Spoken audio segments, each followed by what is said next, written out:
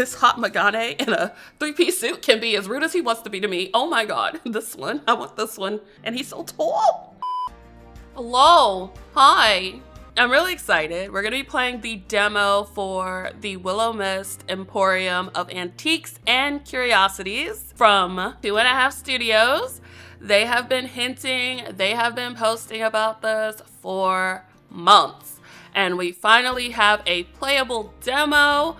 It covers the first 6 days of the game, I believe. The Willowmist Emporium of Antiques and Curiosities is a cozy narrative shop sim where you move to the sleepy town of Willowmist to run your aunt's antique store. Meet 5 charming love interests and quirky locals, each with secrets to uncover. In a town where nothing is quite as it seems, buy, sell, and haggle to keep the store afloat.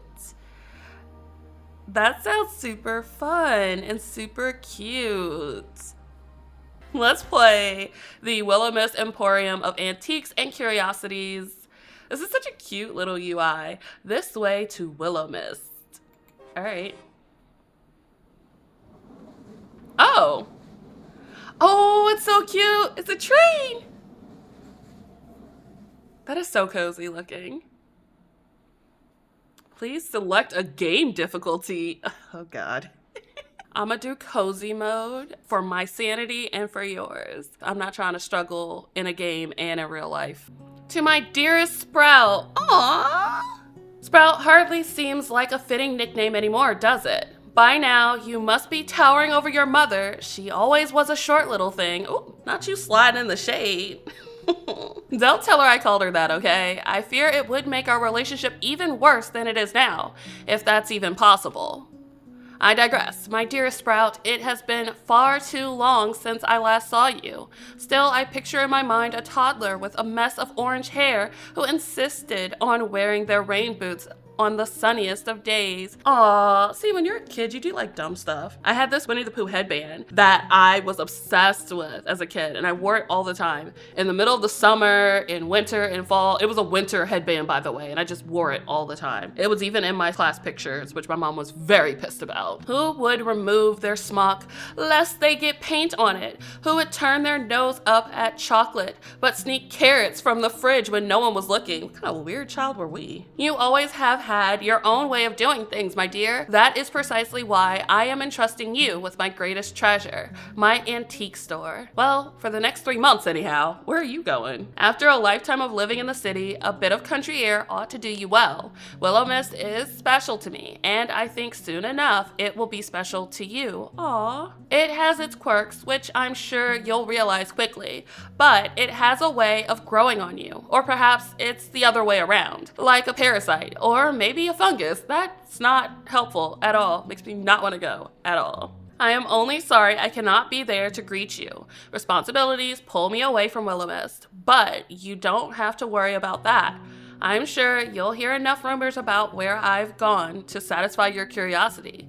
Trust me, whatever they say will be nowhere near as interesting as the truth. To find the store, take a left from the train station, then a right when you notice the breeze pickup. What is with family members giving you the most ass backwards instructions on finding your house? The uncle in Mr. A's farm did the same thing. He said something almost exactly like this to find the farm, and I'm turning around. I'm not doing this. Then turn around and walk backwards for 7 steps, close your eyes, and turn around again. You'll find it soon enough. No? No, we won't. What is this? I have an employee there waiting for you. He's not the easiest to get along with, but I doubt anyone could resist your charm. You're much like your aunt in that respect. Take care of the store, Sprout. Take care of yourself, and for heaven's sake, don't try to sell the vase with the bird on it. It's cursed. Excuse me? It's cursed. With all my love and faith in you, Aunt Sylvie. Aw, Aunt Sylvie sounds like quite the character. P.S. If you find Florian napping on the job, make sure to tuck him in. He doesn't get enough sleep, that boy. Oh my God, tuck him in. Oh my goodness. You felt a buzz from your pocket, the familiar sensation of a worried mother. The train continued shuddering along on its track in an almost comfortable way. Darling, won't you reconsider? Absolutely not. It's such a big move. You've always lived nearby. You won't know anyone, so if anything goes wrong, I'll be fine. Why not stay at home? See, I need more of this. Let's see. I'm already nearly there, Mom. You worry too much, you know that?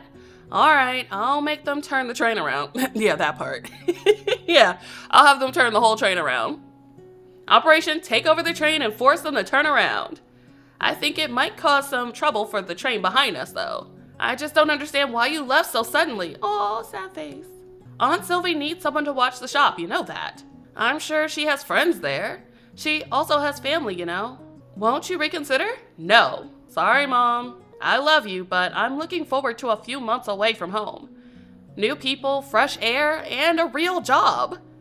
You've never even worked at a store before, let alone ran one. Okay, let's see here.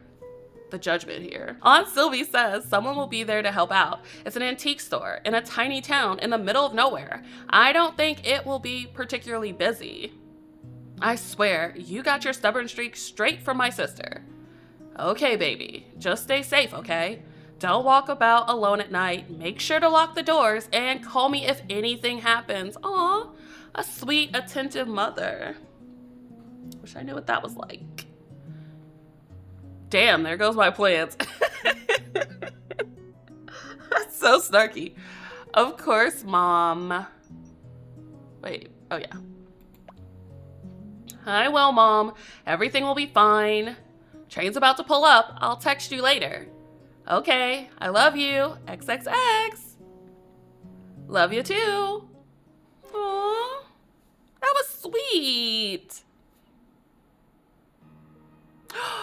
Is this the opening?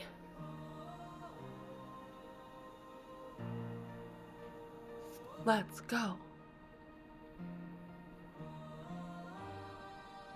Oh, this is cute. Oh, I love this. Oh my god, this is such a cute opening. Oh,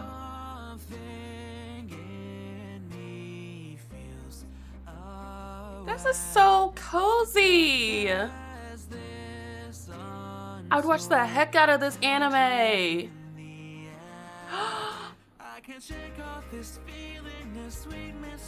Oh my god, they're so cute!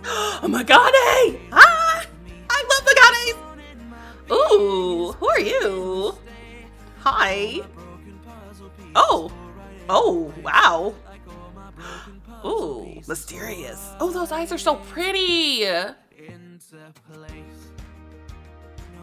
Oh my gosh, this is so awesome. I'm so hyped right now.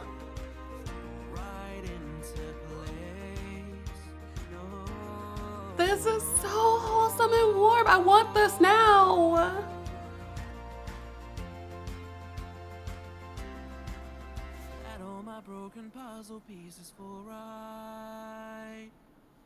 Oh, I love this. That opening was so much fun. Oh my god, that opening straight out of an anime.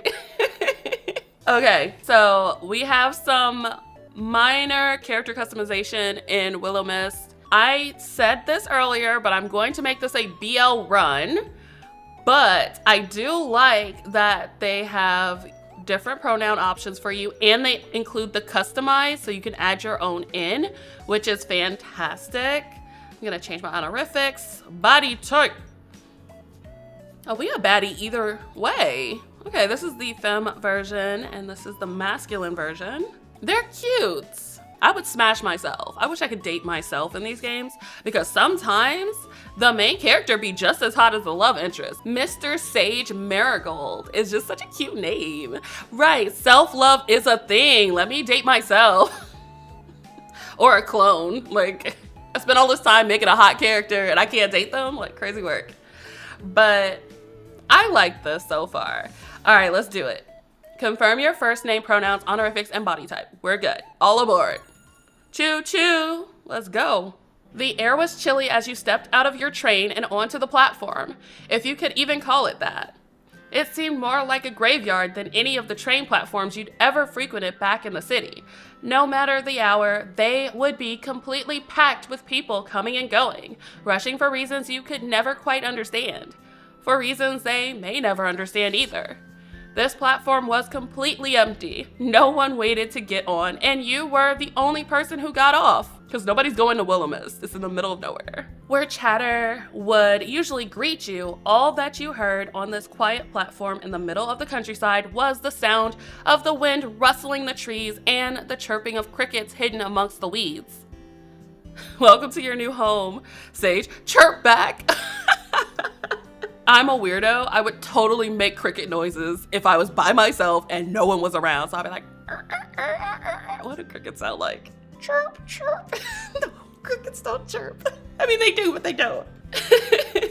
With more efforts than you'd be willing to admit, you attempted to chirp back, but found that the sound was actually harder than you expected, which is what I just did. More practice would be required. I'm gonna have to listen to a cricket. Gathering up your belongings, which you brought only a few of, you quickly found your aunt's letter once again.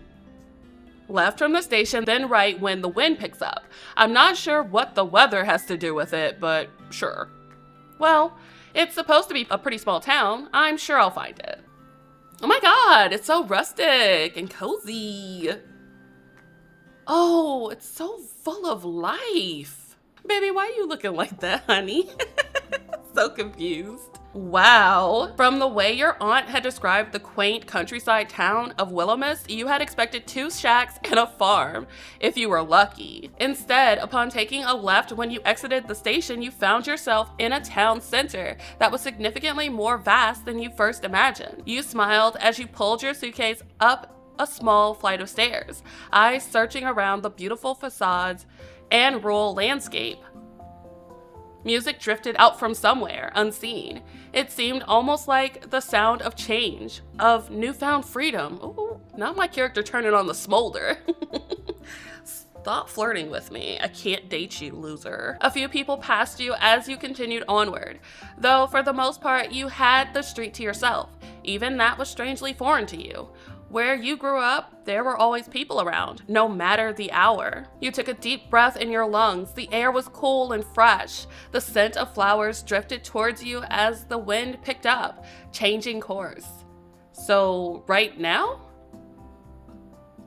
You glanced to the right and found a street there that ran away from the town center. What did she write? Turn around and walk backwards for 7 steps? Then close my eyes? Then turn around again? She could have just sent me the address. That part. With a half chuckle, half sigh, you turned around and began walking backwards, hoping you wouldn't crash into anyone, though the chances of that seemed slim at that time of night. 1, 2, 3, 4, 5, 6, 7. Slowly, you closed your eyes, removing sight from the equation, then spun back around and opened them back up. And sitting before you was a quaint little store with green paneling and a sloped roof, and a metal sign hanging above the door. How did that happen? How did we do that?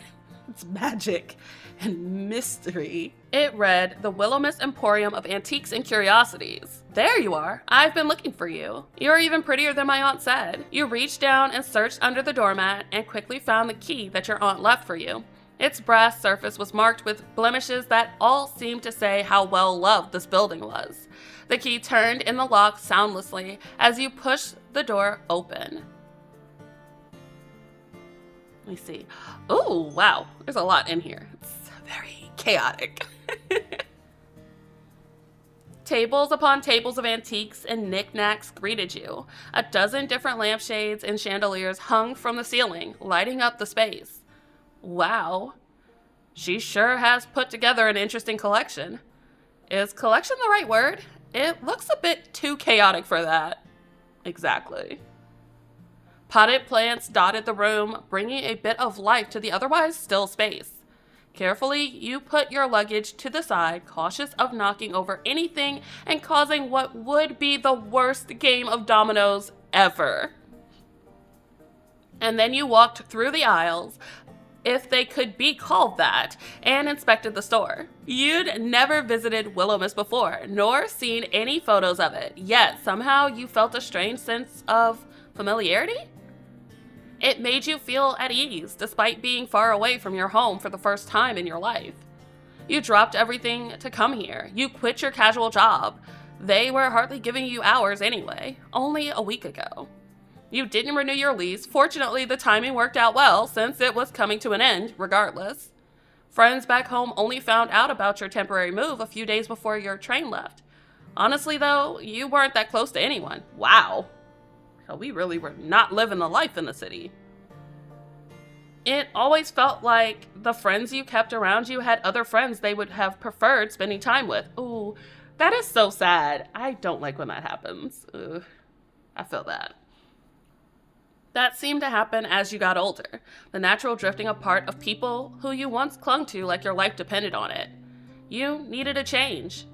So here you were in the middle of the countryside town of Willowmist, surrounded by rolling hills and mountain ranges like you'd never seen before. Oh my god! Himbo jump scare. Jesus. But they're cute. Hi, I want this one. They look antisocial. And y'all know I like a challenge. Not Jesus Christ. Whatever the man was carrying in a box a moment ago was now sprawled out over the floor, dropped in surprise. He is so cute. And a vampire? Are those fangs? Okay, I want this one because I love purple and those eyes are gorgeous. With mouth agape, he stared at you, still grasping for words. We just gave this poor baby a heart attack. Listen, if you wanted to rob the store, you could have done it before I got here. Common courtesy and all that. If I was gonna rob a store, it wouldn't be this dump. Oh, excuse you. Hey, my aunt probably put a lot of work into this dump. Wait, forget about that. Why would I be the one robbing the store? I was here first. If anyone was going to be robbing it, it'd be you. I didn't see you when I came in. I was in the storeroom.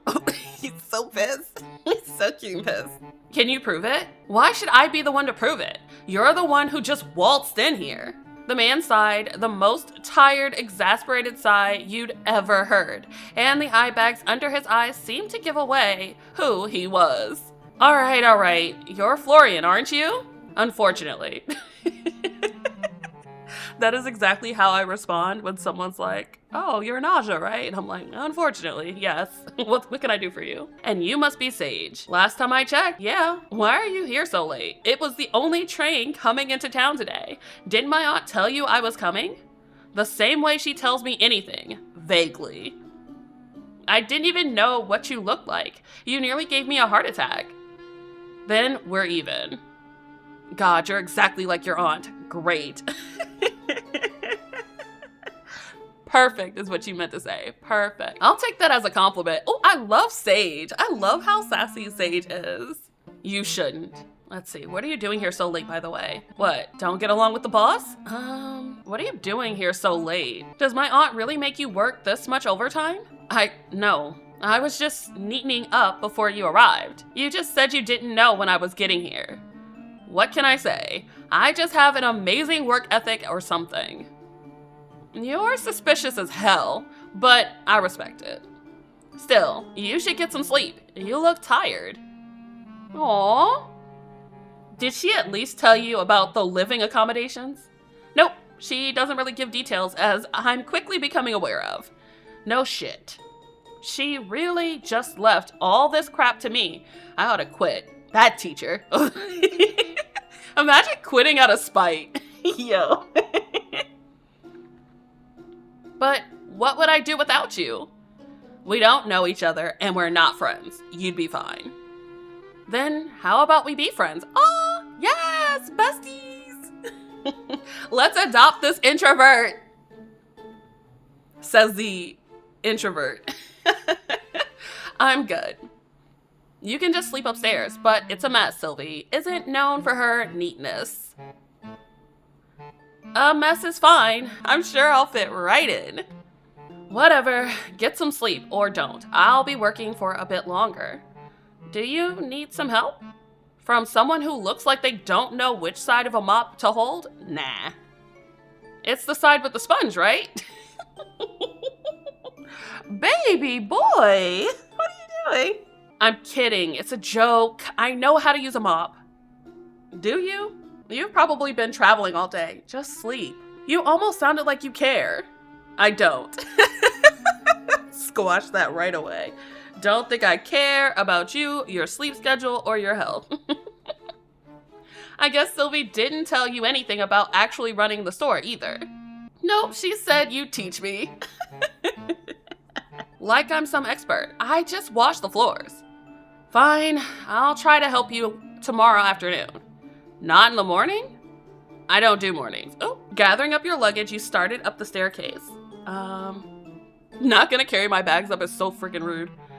Get some sleep soon, all right? Ooh, the smolder is back again. We are fine. Yeah, sure. Without another glance in your direction, Florian collected his dropped box, then went back into the storage room. One step at a time, you dragged your suitcase up the stairs and into your new home for the next 3 months. Your aunt's upstairs apartment felt almost like a continuation of downstairs, like a quilt stitched together with mismatched memories. A half-read book with reading glasses resting atop the pages sat on the worn armchair. Tangled yarn was soft as clouds and as bright as spring blooms spilled from a basket. The table was set and waiting for you, expecting your company. Okay, this is a very nice, cozy place. Can I hide this? I can. Awesome. Oh wow, I like the blue. It's pretty. This is very cozy. I like all the plants too. It was almost like time was paused here, in a place where vintage clocks softly ticked in unison, mismatched mugs rested in cozy clusters, and the air smelled ever so faintly of lavender and old books. Ooh, this sounds so nice. And that wasn't to mention the abundance of potted plants that filled the room. It was as if a forest had crept in and decided to stay. You placed down your bags and grinned like a child who had just found a new secret hiding spot. The weight of the world and all of your previous worries seemed to melt away, even just a little bit. This was going to be a fun 3 months. You could already tell. Unpacking could wait for tomorrow. For now, you unzipped your suitcase and pulled out your pajamas, then got changed and settled into bed.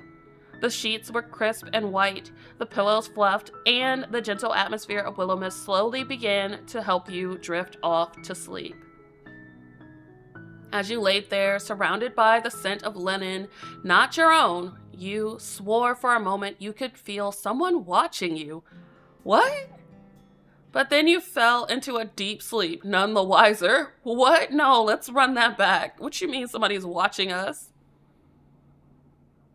Do we get to see who they are? Nope. Day 2. Yay! Oh, I love it. Even, oh my gosh, look at this. With the lighting, oh my gosh. I wish I had a space like this. Not the toolbox though, we don't need that. But everything else, this just seems so inviting. When your eyes flitted open the next morning, a small amount of panic settled in your stomach. This wasn't your apartment.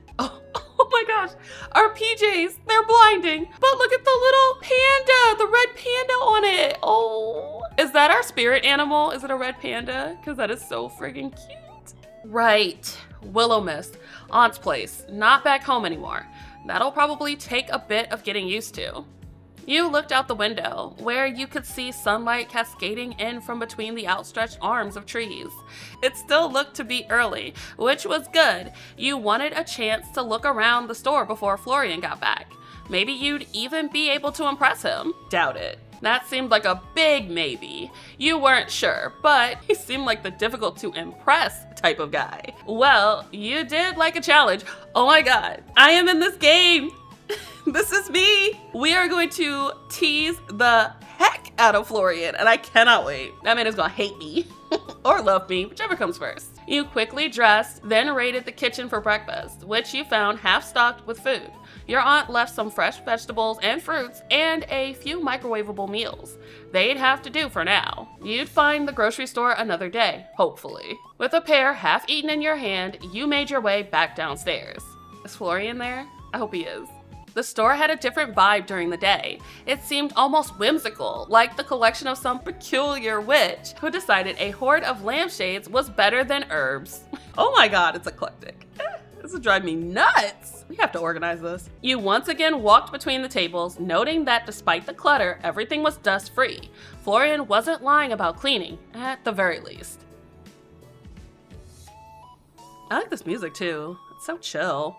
Walking up to the counter, you notice a distinct lack of technology. There was no computer or electronic cash register there, only an old till that seemed to be an antique itself.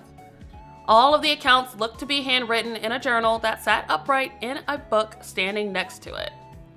Either your aunt had a fantastic accountant or was committing tax fraud, or maybe both. Still, the lack of anything electronic didn't surprise you. Since you were a child, she always wrote you letters rather than email or text. She was a little old school, but that didn't bother you. If anything, receiving a handwritten letter was exciting to you. You didn't know anyone else growing up who got letters. That part, and that's sad that that's a thing that we've kind of lost out of. We don't send letters anymore. We don't get letters. We don't get excited going to the mailbox because most of the time it's just bills.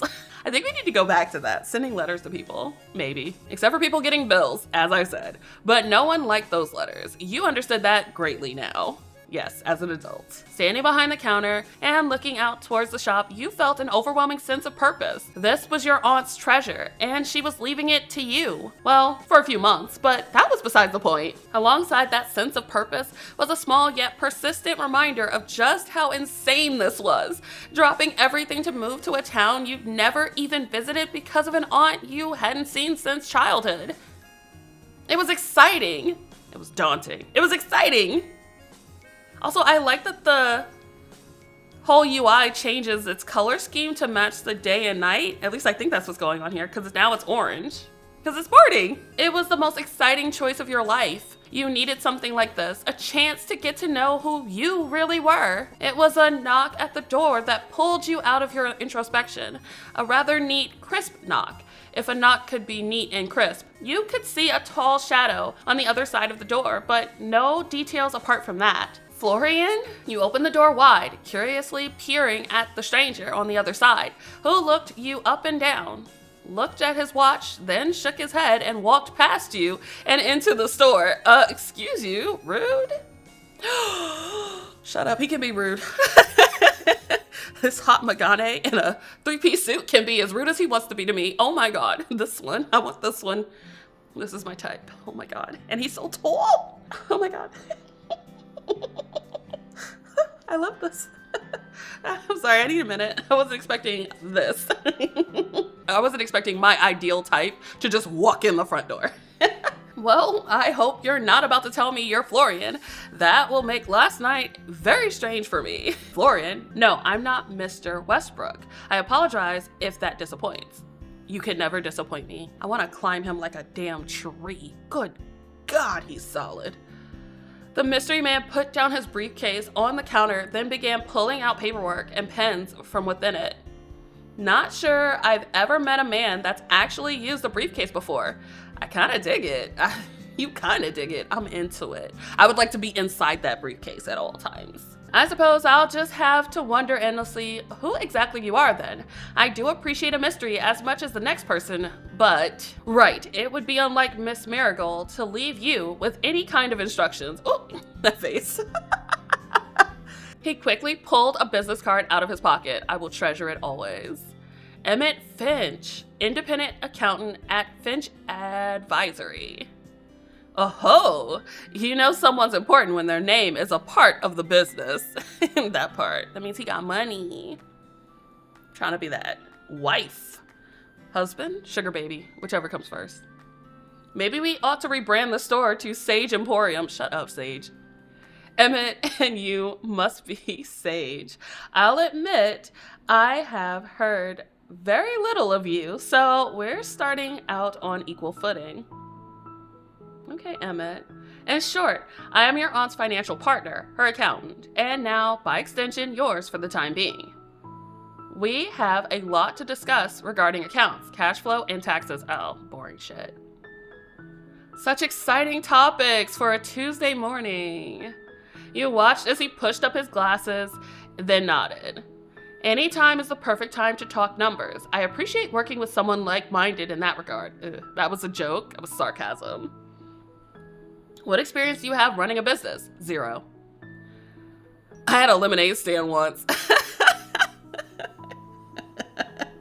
I never even had a lemonade stand as a kid. Did any of you in the chat have a lemonade stand as a kid? Because I always wanted one, but my mom was like, absolutely not. Let's see. Honestly, none. Zip, zilch, zero. If I'm going to be honest with you, absolutely none. Absolutely none? None. Zilch. 0. Okay, why am I in this game? And when am I getting paid for my likeness being used? Because Sage is saying everything I am, and it's taking the thrill out of the streaming thing when the character just says what I'm gonna say. Right. I do like having the dialogue box on the side. I've seen a couple of games do that before, but they tend to be very text heavy, so they read more like novels than visual novels, if that makes sense. But I do like it because it does allow us to see the full character, but we can also always hide the screen. So it's a nice UI design. It's very clean, it's very organized, very put together. And it does cover up a lot of the background, which can be a bit busy and distracting. So I think that might be one reason why it's done this way, but it is a very cute way to organize everything. Yes, I do know what none means. Are you sure? Understood. It seems my role will be a little more hands-on than in previous months. I will bill Miss Marigold for the extra time we need to get you up to speed. Oh, love that. That sounds expensive. All the good things in life are. Excuse me? No, they're not. Quietly, you watched him shuffle through his paperwork before pulling out one specific sheet of paper. I'll be frank with you, Miss Marigold's accounts are dire. Despite my protests, she makes little effort to remedy that fact. Sometimes I wonder whether she truly desires to own a business or not. Perhaps with you around, we'll see some change. Perhaps we won't. Time will tell. I'm mad I have to have all the responsibility. Why can't I be a free spirit like my aunt? Wow, thanks for the overwhelming support. With you on my side, I know I'm gonna knock it out of the park. I'm supporting you. If I wasn't, I wouldn't be here. I am just not in the habit of giving false promises. You are so literal. I'm gonna work that out of you. Don't worry. At the very least, we will aim for Miss Marigold to not return to bankruptcy. Sounds like a plan to me. I stopped by to have you sign a few forms, though only temporarily. I like to keep my affairs in order. Sign here, please. Can I read it first? One by one, you signed each and every form Emmett handed to you. And boy, there were a lot of forms. Did we not read the legal documents that we are now signing? Because I think we should have done that. Sage, honey, I love you, but you gotta read. Great, my hand's starting to ache. Stay strong, Sage, you can do this. I wonder what this guy's deal is anyway. He must be a local, right? Maybe this would be a good chance to try to make a friend. Well, you're here. Can I ask you a few questions? Be my guest. I have a little extra time before my next appointment. Let's see. Are you a local? How long have you worked with my aunt? Is there anything fun to do around town when you're not working? Flirt shamelessly, why not? Is there much fun to be had around town? Apart from doing taxes, that is. That depends on what you find fun. If you mean theme parks and musicals, then you're out of luck. If you enjoy hiking, dining, or live music, then there's plenty of that. I'm down to try new things. I wish you all the luck trying them on your own time. Oh, we got turned down so quick. Eek. All right, we can ask all the questions, it seems. Are you a local? Yes, my practice is located close to here. You'll find my address on the business card I gave you. Okay. Have you always lived here, or have I happened upon another wayward wanderer like myself? I formed my practice here, yes. That's not what I ask. I mean, you personally, not your practice. I don't see that it makes any difference. Oh, we are getting shot down left and right. All right, how long have you worked with my aunt? It's been... He digs through his briefcase, nodding as his eyes scan the various documents. A year now, give or take a few weeks. How has it been? Satisfactory. Miss Marigold has had her account sorted, and I have been paid. So I believe that counts as a success. Baby, when do you take off the tie, and when do you have fun? And how has she been to work with? Why do you ask? I haven't seen my aunt since I was a child. I was just wondering what she's like these days. Yo, he is done with us. She is fine enough to work with. Very memorable. That's all I'll say on the matter. Emmett looked down at his watch before setting his eyes on the door. He wants to go. Jesus, we are fumbling so hard with this one. I'll stop by in a few days to go over paying your bills and keeping the lights on. Until then, keep your accounting in the journal at the counter, and I will assess it when I return. Okay. I'll try my best. Apologies if they're not quite up to standard, but I'll have Florian here to help me. Hopefully? Actually, are there any good breakfast places around here? My aunt left a few things, but I'd kill for a nice breakfast while I'm waiting. There's quite a few decent establishments. Okay.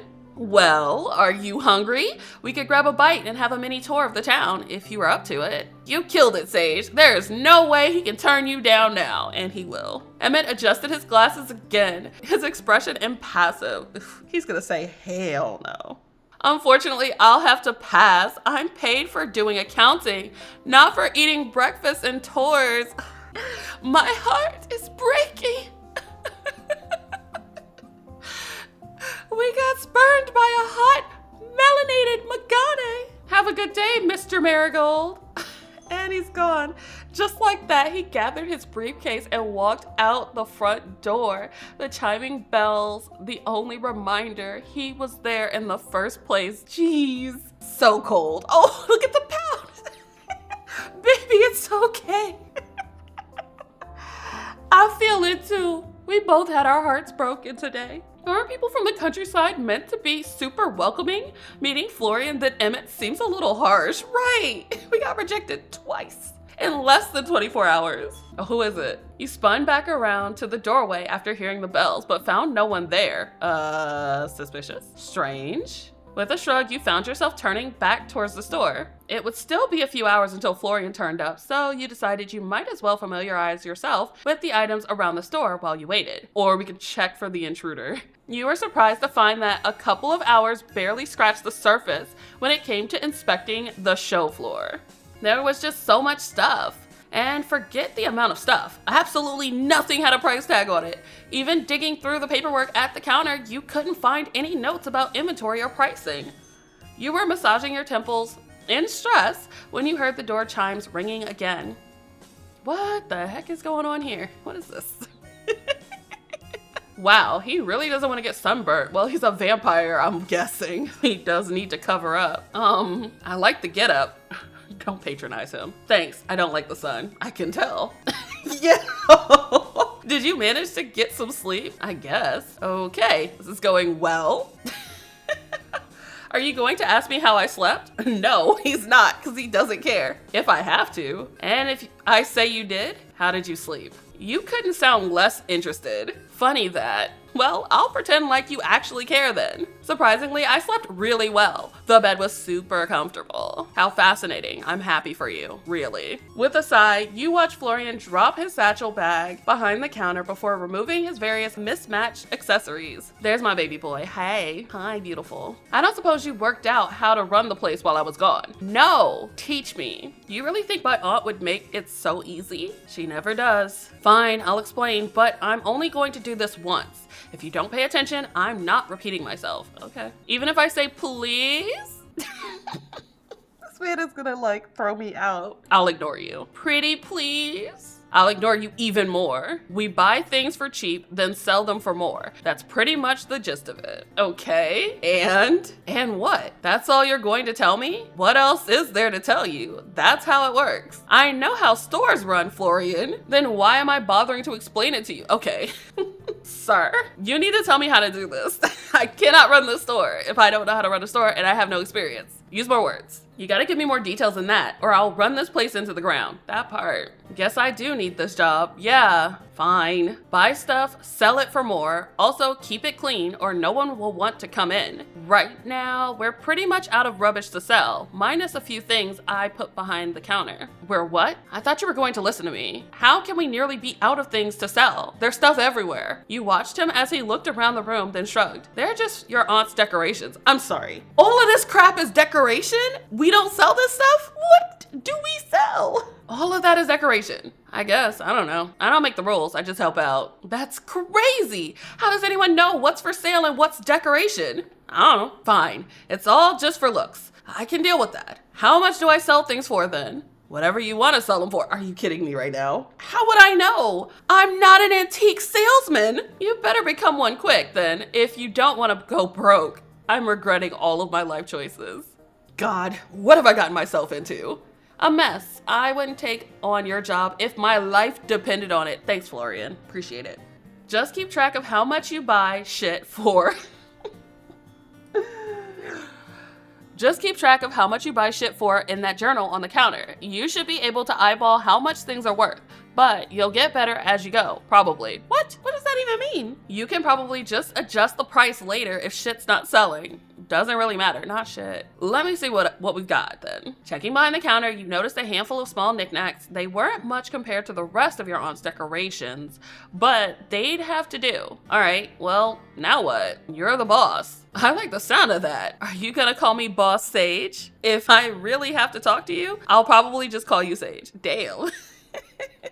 Wow. If you have to talk to me, fine. It's probably for the best anyway. You wouldn't want all this power to go to my head then. He shrugged again, then found a broom and began to sweep up the already clean floor. There were already a few people hanging around outside, like they're waiting to talk to you or something. What? You're not a celebrity, are you? That's the last thing I could be bothered with. Oh, look at his face.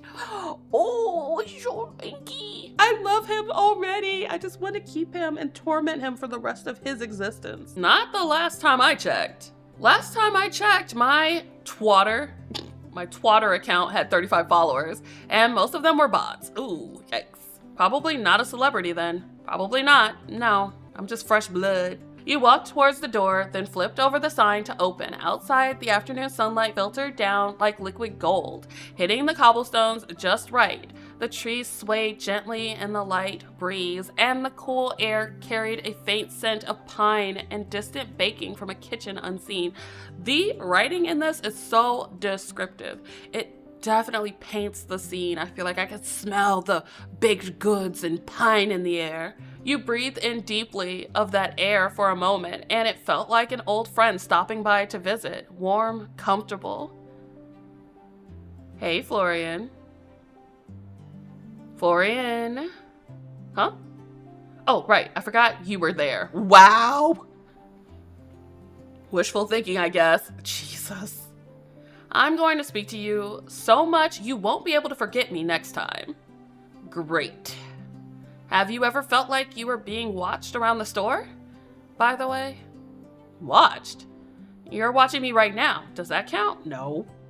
I mean, well, it does, but not in this case. I mean, watched when no one else is around. Not really. Not any more than is normal, I guess. There's a normal amount of feeling like you're being watched. In this town? Yeah, probably. Huh? I was wondering something, by the way. Did you grow up here? Yeah. Never chose to leave town? Nah, nothing out there worth seeing. Oh. Have you never felt like being stuck in one place is like being in a cage? He paused at that, actually thinking. I guess the cage is pretty comfortable. Oh. Interesting. Interesting way to look at it. I think that's why I came here, really. I wanted to help my aunt, of course, but the winds of change pulled me here. It pulls a lot of people here, I think. Really? Yeah, a lot of people who don't fit in anywhere else. Maybe that's why I'm here then. I doubt it. What the hell? I thought we were bonding! Florian! You look like you'd fit in just fine. Oh, is that a compliment? Oh my god, are you okay? Are you sick? You're muttering. Don't worry about it. You got family? Other than your aunt, I mean? Oh, is he asking about my life? Oh, he's interested in me? What is this? My mom, but her and my aunt are a little estranged. They haven't spoken in years. I have no clue why. Huh? Usually people can't resist her. Whoa. I want him to bite me. Oh, she's popular like that? What? No, I mean, do you have a crush on my aunt, Florian? Ew. He does! What? Oh my god. Oh my god. Please say you don't. Also, that blush is so friggin' adorable. It's not like that, really. I meant that she has a pull to her. Yeah, sure. She's annoying and nosy and probing, but she has a way with people. You can't help but get along with her. Uh-huh. Sounds like a crush, my guy. We're in a triangle with our aunt. I sincerely hope not. No. You seem a lot like her. Wait. That's a win. I'm gonna take that. That sounds like a pretty big compliment coming from you. What about you anyway? Does your family live nearby? Maybe. What do you mean maybe? They maybe live nearby. I don't see them anymore. Why not? Oh. I'm sorry for prying then. Okay, self-awareness. I pried first. I like that. Please, I welcome you asking me more questions about me. Your eyes found the doorway where a young girl of perhaps 14 or 15 stood, eyes on you curiously.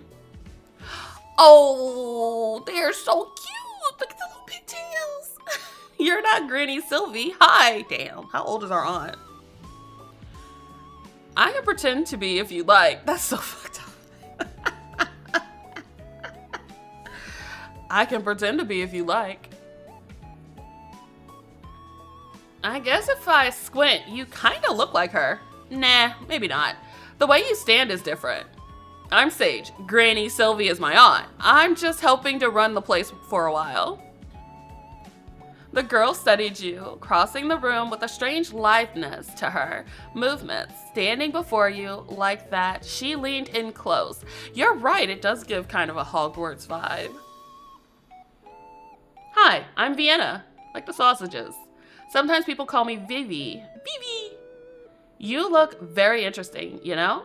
I like the way your nose joins your face, and your eyebrows are cool. I'm sorry. That's not weird at all. Like, imagine complimenting somebody like that. I love the way your nose joins your face. And you have such cool eyebrows. We do have some thick eyebrows. And y'all know I do love a good thick eyebrow on a hot himbo, but the way your nose joins your face it's a bit much. It's giving Mozu and the collarbones. Well, thanks. I like your eyes. Do you have heterochromia, or are they just contacts? Okay. They've always been this way, ever since they were. Hey, you sell things, right? Pretty things, cool things. It's my mom's birthday's tomorrow. She likes pretty and cool things since she's pretty and cool. Can I buy something for her here? Wow, this is the most teenager-esque dialogue I have ever read in my life. Why don't you have a look around and see if anything catches your eye? You have eye catchers here? I'll be careful then. Wait, what? Just like that, she left you standing there slightly bewildered while Florian had made his way away from the commotion. When his eyes met yours, he gave you a thumbs up and mouthed, "Nice nose." Shut up. Your hand went up to your nose. Really?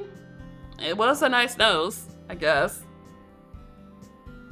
You walked behind the counter, then settled on the stool while Vienna looked around the store. She examined things very curiously. Her fingers often just hovered over the surface of objects without touching them, as if she were somehow feeling their energy. Okay, what is going on here? When she did pick something up, she would turn it around and around in her hands, tilting her head this way and that to see every single angle. Her mismatched eyes narrowed like she was looking at a difficult puzzle when she was really examining a teapot. She held it up to the sunlight despite the fact it was opaque, like it would reveal something hidden that no one else had ever noticed. Then she put it back down, not exactly where it had been, but close enough that you didn't feel the need to correct her. The strangeness of it all brought a smile to your face, somehow. After a morning with Emmett and Florian, she was something fresh. Oh, look! I love the little, mini us for the dialogue. Found anything? I can give you some suggestions too, if you tell me a little about your mom. Okay. Oh, is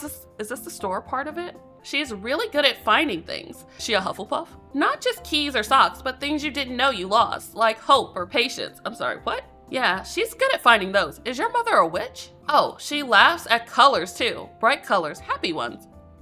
What is happening? So quirky. And her hands are always warm. That's interesting. I think maybe this? Oh, Oh, a handmade seashell necklace.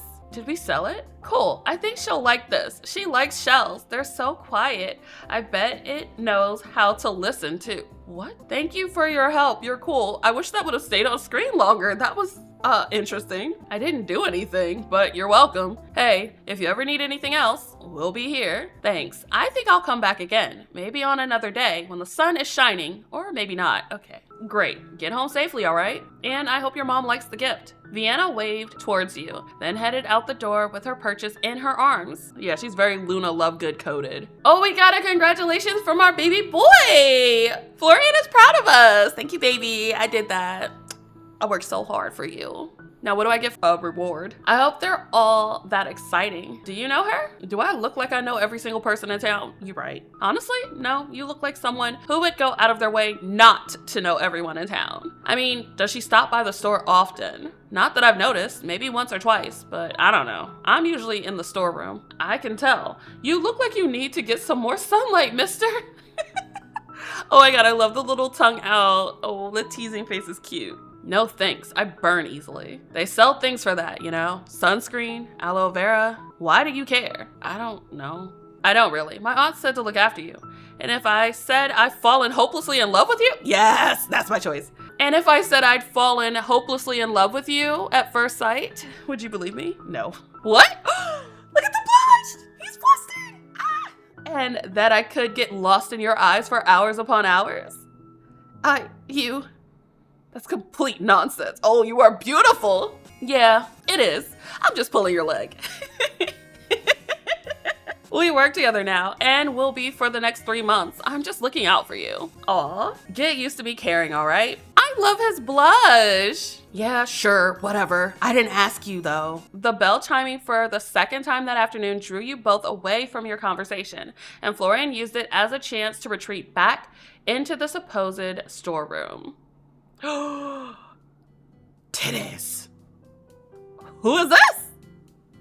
Beautiful Sylvie, apple of my eye, belle of my heart. Would you do me the greatest honor of... Who is this? And why are you flirting with my not here aunt? The man before you wore his long, wild hair back in a loose ponytail, and his shirt perhaps one button too far undone, depending on who you asked. He was down on one knee, as if about to serenade you with the world's most beautiful poetry. What? Or ask you to marry him. You are not Sylvie, I see. Though I can sense her genes a mile away. What does that even mean? You must be Sage. Who are you, and how do you know my government name? You watched him spring to his feet. He was certainly far more sprightly than he looked, and walked forward to put a hand on your shoulder. Don't touch me. I have heard so much about you, and even that is not enough. Okay, 2 steps back, please. He reached out to shake your hand smoothly, his energy contagious. I'm sorry, I'd love to return the favor, but you are? So the lovely owner of this store hasn't yet had the chance to mention me. That sounds just like our Sylvie, Quinn Bakerland.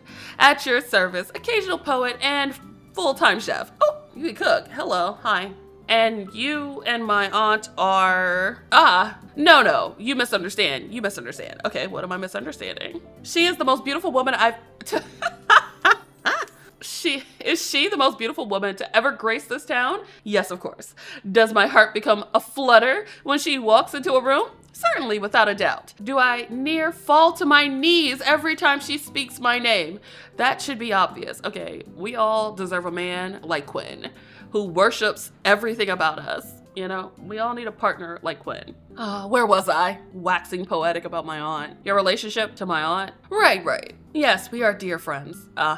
Friends. Well, it's nice to meet you, Mr. Bakerland. Please, call me Quinn. Family to Sylvie is family to me. They don't want one of them common law marriages. Quinn, then. I'm sorry to be the bearer of bad news, but my aunt is actually out of town for the next few months. I'm just here helping while she's away. Oh, he looks so sad. My heart shatters into a million pieces once more. But that is hardly your fault. I should not ruin such a momentous occasion. I have never met any of Sylvie's family. You must be very special indeed.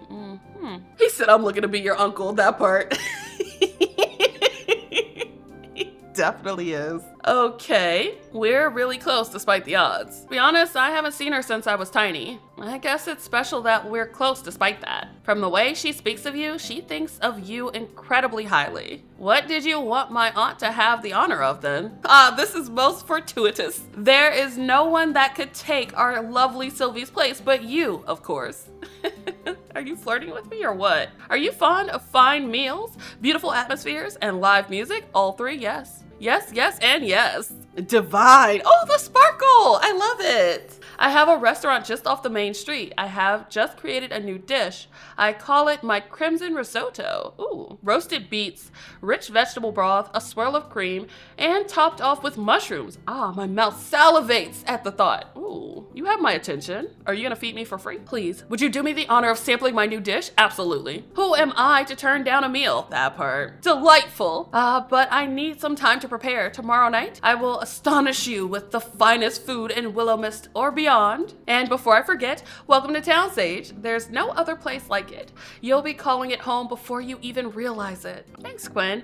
I appreciate the warm welcome. And warmer it will get once you taste my cooking. I must depart immediately to prepare. Please await tomorrow evening with as much anticipation as you would give your birthday.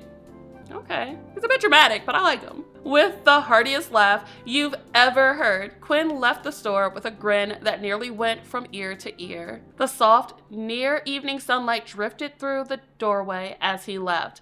Pulling out your phone, you noted the time, 5:03 p.m. Ah, shit. You scrambled to pull up your texts where you could see nearly a dozen left by your mother to the tune of, "Did you arrive safely?" and "Oh my God, you're dead." That's crazy. Sorry, Mom. I'm here. I'm alive. I just got caught up in everything. I'm totally fine. With 30 exclamation points. Sage, dear Lord above, you gave me nearly a heart attack. I was this close to getting on a train there myself. Maybe I should have waited a little longer to text you then. Not funny. I know, really, I'm sorry. I'm just glad you're okay, my baby. Totally okay. Met a few new people already, and mostly everyone is super friendly. The town is beautiful, Mom. You'd love it. Lots of beautiful scenery to paint. I think, honestly, I've barely left the store yet, though. You know, I haven't painted in years. Maybe you just lack the right muse. Anyway, I need to close up the store now. All right, text me if anything happens, okay? Yes, Mom, I love you. You flipped the sign on the door over to close as Florian re-entered the room. You missed all of the fun staying holed up in that storeroom. I didn't really care. I prefer it that way. So antisocial. Well, I guess I can understand in a way. I'm gonna wear you down, boy. Just you wait. Well, you do you. I'm gonna go upstairs and start unpacking. You don't have to stick around all night, you know. It's fine. I start late and I stay late. Why not just start earlier? I just prefer it this way. It's quieter. Well, all right. I don't mind, really. Get home safely, okay? Sure, maybe. What do you mean, maybe? Leaving Florian to his work, you headed back upstairs. Piece by piece, you unpacked your belongings slowly. It wouldn't do you any good to spend the next 3 months living out of your suitcase. If you were going to live here, you were going to do it right. Still, you felt almost reluctant to disturb the quiet rhythm of the room at first. Your aunt had turned the space into a home, and gradually, you were adding to it, making it become something more, hopefully something even better. Each item you pulled from your suitcase, a soft sweater for the winter here, a stack of well-worn books there, found its place amongst your aunt's belongings, like thread woven into someone else's fabric. A framed photograph of your aunt, much younger and standing in front of the store, sat nestled beside a ceramic teacup, its handle chipped but cherished. You placed your own picture frame carefully next to it, unsure if it would fit. It somehow felt right, like a new memory slipping into an old album. You pulled out more of your treasures, a glass vial of sea glass you'd collected with your mom, a well-worn notebook that smelled faintly of ink, and your laptop, which you placed on the desk. As you slid your clothes into the chest of drawers, you noticed that the sun had long since settled over the horizon. Packing had seemed so quick. Unpacking was another beast entirely. You found your way over to the window, hands full with a pair of tall pink glasses you'd been given all the way back on your 18th birthday, then lingered there, feeling the cool night breeze wash over your skin. The soft glow of the full moon was already casting its silvery light through your room, and in the distance you could see the mountains mountains that loomed like gentle giants, their peaks softened by a veil of mist that curled around them in dreamlike patterns. This sounds so beautiful. Here and there, you could see faint trails of smoke rising from chimneys, fading lazily into the sky, but mostly everything outside was still. You turned away from the window, suddenly feeling that familiar feeling of being watched again. And in the corner of the room, you saw it. Saw what? Hottie. Something, a person perhaps, floating a foot off the ground, head tilted to the side as if it were too heavy to carry, staring at you with wide eyes. Oh my God. What in the ever-loving hell is? Your time is near. You can't hide from me any longer. Is it a Grim Reaper? Because I'm done. The pair of glasses in your hand instantly fell from your grip, smashing on the wooden floor. Shards went in every direction. Oh no. Ah, shit. Your eyes snapped back up in search of the person, but found the space she had occupied now empty. What the heck? Am I not getting enough sleep or something? You knelt down, inspecting the damage. One glass had survived, luckily, so you collected that quickly and put it aside. The other one hadn't fared so well, though was in mostly large pieces. Grimacing, you slowly picked up and disposed of each piece. Oh gosh. Ow. And just your luck, the final one was the one that cut you. You quickly disposed of it, then cleaned your wound, but couldn't find a first aid kit anywhere in the room. Maybe there's one downstairs in the storeroom. Yikes. Florian, are you still here? I could kind of use your help if you are. Oh wait, he's gonna try to bite us. What is it? I'm not paid to help you with personal stuff, you know. He walked out from the storeroom, arms crossed. Something really weird just happened. I swear I saw someone in my room. She spoke to me. Then I kind of dropped a glass and got cut. It's not that bad, but I could use a Band-Aid if we have any. Or you can just lick it. All the color dropped out of Florian's face in a moment. He stared at you with wide open eyes, mouth open slightly, yet no words escaped. You're... It's not that bad, is it? Yeah. He almost looked like he was going to be sick as he charged out of the front door, leaving you staring out towards him in disbelief. Wow. Wait, Florian? A tiny drop of blood dripped to the ground. I guess I'll find it myself. It didn't take you long to find the first aid kit. Your aunt had decided to forgo the usual plastic box with a cross on it and instead had picked out a wooden one. Okay. It was a little scuffed and weathered with brass hinges that creaked when you opened it, but it was very much fully stocked. Okay. You found bandages in all sizes, neatly rolled gauze, and adhesive strips in patterns ranging from plain beige to princesses and knights. Aw, cute. You also noticed a few other slightly more eccentric additions. A small vial of silver dust labeled for curses, a flask of dark red liquid labeled emergency F only. Oh my God, there's emergency blood for Florian in the first aid kit? That's funny. A broken mirror, which you made sure not to touch, with a note attached that read, "For illusions or lies." There was also more of what you had expected to see, herbs, powders, and other natural remedies. Your aunt was into that kind of stuff, after all. You pulled out a plaster and quickly stuck it to your hand. How I know this is not an American person, they use plaster instead of Band-Aid. I think I was playing another game where I had to find plasters, and I was like, what the heck are they talking about? Like the stuff you use on walls? Spackle? So confusing. But fortunately, the bleeding had already stopped. It wasn't much worse than a scratch, luckily. I want to look for Florian. You opened the door and poked your head out, searching the most darkened streets for Florian's figure. No matter where you looked, though, you couldn't see him. It seemed he didn't just step outside. He was gone. I didn't mean to upset him. I'll have to apologize tomorrow. Giving up for the night, you headed back upstairs and into your room, then settled into bed. Just like that, you fell asleep surrounded, once again, by the unfamiliar scent of the store. Day 3! Wednesday, let's go. Your eyes shot open to the sound of someone banging on the door downstairs. With bleary sight, you look towards your phone. 6:04 a.m. We overslept. Not Florian then. Ugh, I'm getting up. The banging on the door continued. It got louder the closer you became. Stranger too, because it sounded less like someone's fist and more like a hunk of metal. I'm coming. No need to break the door down. Oh my goodness. What am I looking at? My queen, my goddess. My lord, I humbly kneel before you as both protector and servant. From this day forth, my life is yours to command. Wait, what is happening?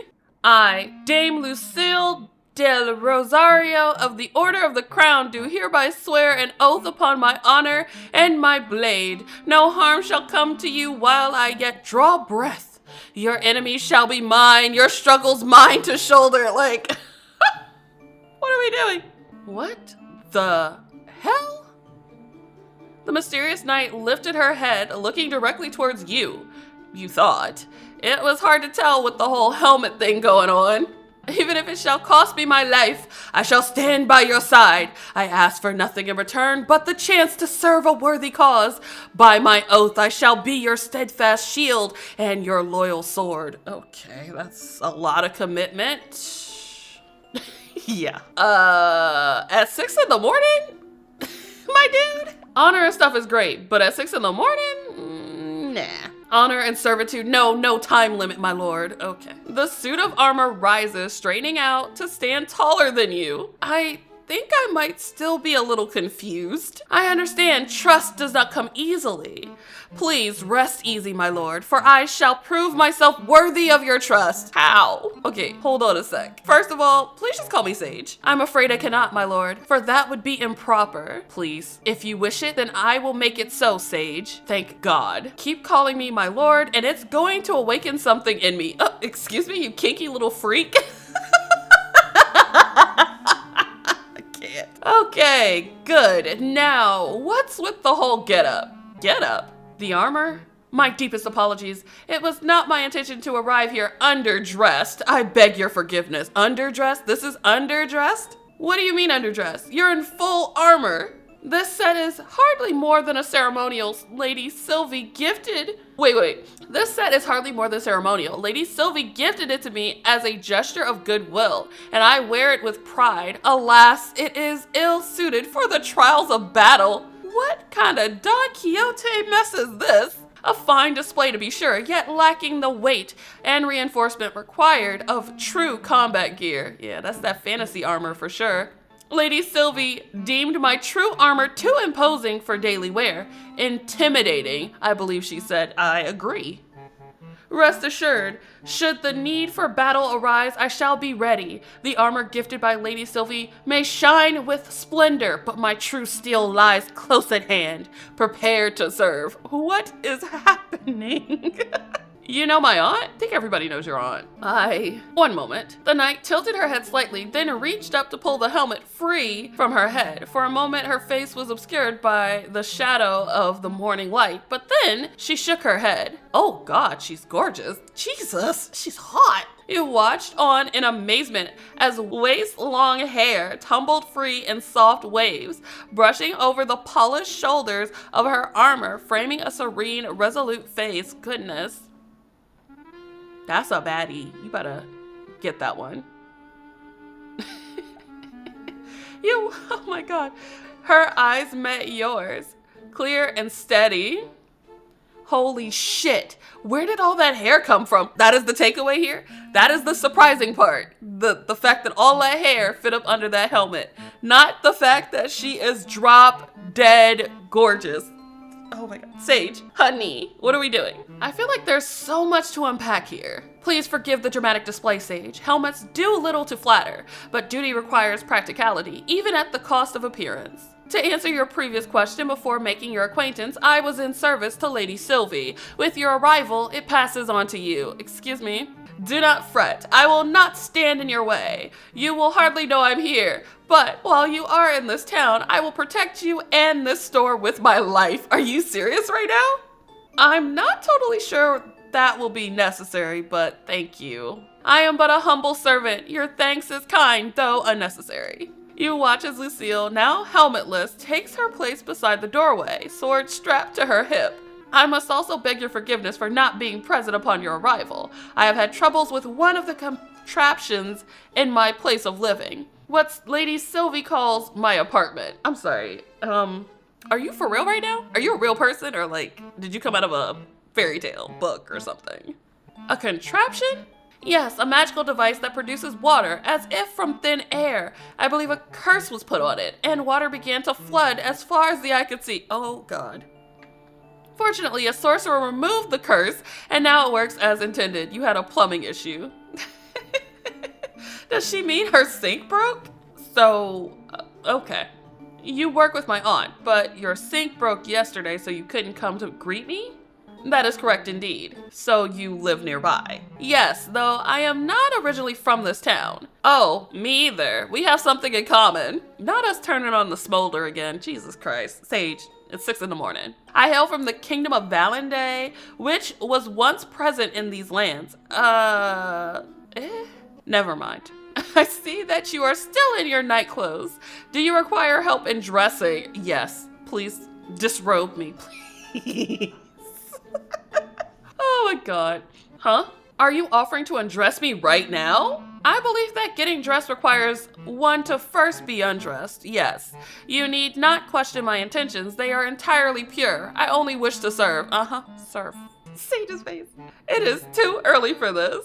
I think I'll be okay. I'll go get dressed and come back in a minute. Oh, look at that blush. Okay. I see you, Sage. Please take all the time you need, my Sage. I will guard the store in your absence. Okay. She is our knight in shining armor? Question mark? Lucille took her helmet back from where she put it aside, then slid it back into place. There's something claiming to be a knight standing in my store, and for some reason I feel like the strange one right now. You head back upstairs. Slipping off your pajamas, you shook your head. You'd never met a knight before. You were beginning to feel like maybe this was all one long extended dream. To be honest, I kind of dig it though. I did want things to be different, right? Can't get more different than a knight waking you up at 6 in the morning and pledging allegiance to you. That's true. Lucille still stood by the door, posture perfect. She almost looked like one of the antiques on display. Housekeeping order going. Well, Sage, no one intruded on your establishment while you were absent. I remain vigilant. Thanks, Lucille. Keep up the good work. I guess I'll just get to it. Let's see what to do today. Okay. How to price items. Let's go. Welcome to the Willowmist Emporium, Sage. How pricing works. Each item in your inventory has a hidden value range. Your job is to pick a price within that range. At first, pricing might feel like guesswork, but you'll get better as you go. Oh, I have to choose the prices. Item quality. Items come in different qualities. Poor, normal, good, or perfect. Higher quality items fetch higher prices. Smart skills. Your smart skills help you estimate price more accurately. When your smarts are low, you'll only have a rough idea of what something is worth. As smarts increase, your valuation, that is the word, gets sharper, making it easier to spot a good deal and avoid overpricing. Daily routine. 1. Set/adjust prices before each shift. 2. See how customers respond to your prices. And 3. Learn from the results and adjust prices for next time. Okay. It's time for a fresh start. My bills are $80. Drag and drop items to your schedule. Florian, nap, please. Okay. So I guess we can man the counter in the morning and clean the store in the afternoon? Maybe? Yeah, that seems okay. This is actually really cool. Okay. This is such a cute little like journal mechanic. All right, let's open the shop. Okay, you're sitting behind the counter when the door opens and a short figure steps in, framed by the sun. Oh, it's Vivi again! Hi, Vivi! It would have been concerning if it wasn't. Yes, exactly. I'm very happy. Did your mom like her birthday present? She smiled all day and night, and she's a good smiler. Okay. I'm so glad to hear it. Can I help you with anything else today? You're back so soon. I didn't realize kids your age were so into antiques. The shop smells like fun, so I wanted to come back. Maybe I'll find something else to make Mom smile. The day is always good when she smiles. Aw. She drifted across the floor with that same light, careful gait, as if she barely needed to step on the ground to move. It was strange, but interesting. Her path curved towards the tall antique mirror leaning against a shelf. The glass was a little fogged at the edges, silvery where the silvering had flaked. Okay, let's see. Vivi. It's a pretty mirror, isn't it? But unfortunately, it's not for sale. I might be able to find you something similar, though. When you look at yourself, how do you know it's really you? I didn't need an existential crisis because of another game, but here we are.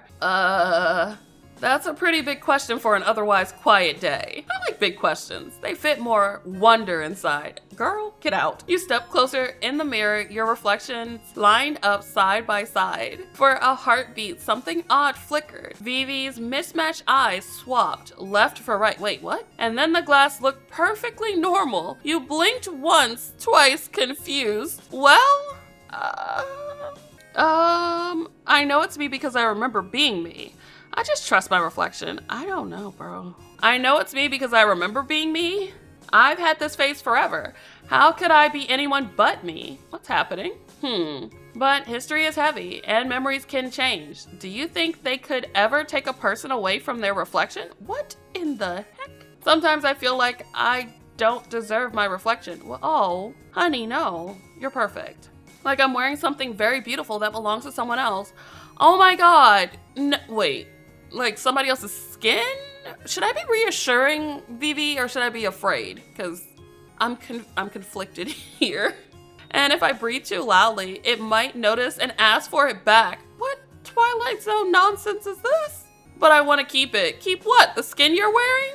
She pressed her fingertips almost, but not quite, against the glass, then dropped her hands abruptly and turned back to you. Maybe you can share your reflection then. That's not so bad. Sharing is nice. Thank you for answering. I don't know why, I answered. Can I stay here a little while longer? Just a little, until my mom is done shopping. Sure, take as much time as you need. By the way, shouldn't you be at school? Not today. I only go to school on the days I can remember to. I'm sorry, what? Doesn't your mom mind? Mom likes it more when we're together. I think you'd like her. She's a very good mom. Vivi wandered away from the mirror, her hands hovering over shelves until she paused at a display of small broken trinkets waiting in a discount bin. Is Vivi a changeling or something? Because I don't think Vivi is a real person. I think they're like a fae. There was a cracked porcelain doll head, a chipped teacup, and a wind-up toy missing its faceplate. That's not crazy at all. Asking those kinds of existential questions, she needs to go on back to her mama. That part.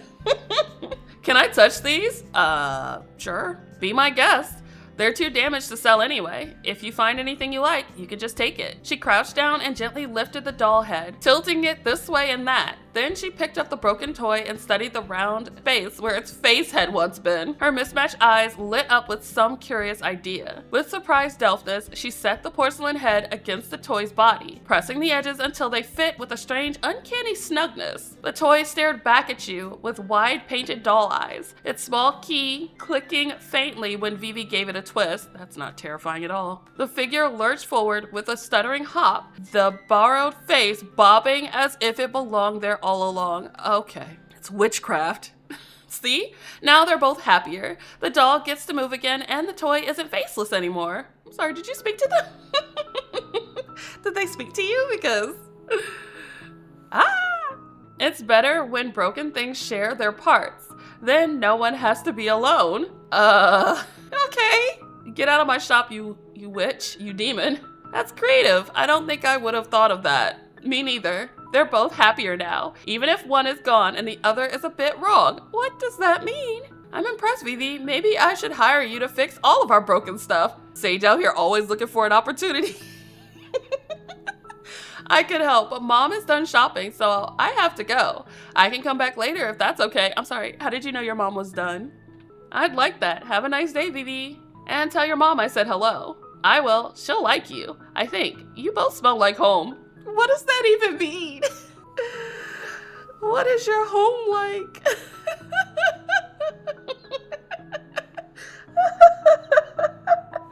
It's not safe to gas up the child demon. You bring up a valid point. Oh, that's a new one. She gave a small wave, then left the store. You stared down at the strange mismatched doll and wondered what it could possibly mean. Don't think too hard. We have our affection up! Oh my god! Reflections. We gotta rank up with Vivi. Hey! I don't think Vivi is human. I think she's a changeling or a fae, something else. But I'm gonna confirm this. Inventory! All right, so we have a vintage stuffed rabbit, an owl plate, and a Christmas bell brooch. Yikes.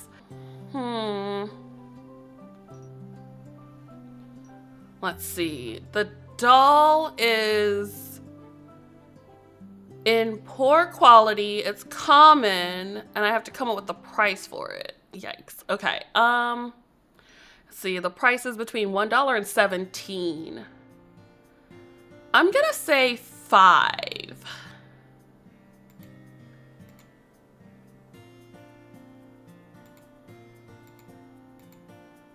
I don't know what that means, but sure. Okay, and then the owl plate, you stare, it stares back. Who will win the staring contest? Are you serious? It's normal quality, it's common, and it's 6 to 87.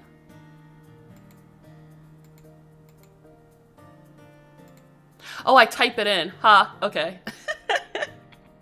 I'm gonna say $5 bucks for the doll. And then for this, I'm gonna say it's from $6 to 87. Yeah, 30 felt right for me too. I'm gonna make it 30. And then, okay, so the Christmas bells brooch, wearing this, it can be Christmas all year, I guess.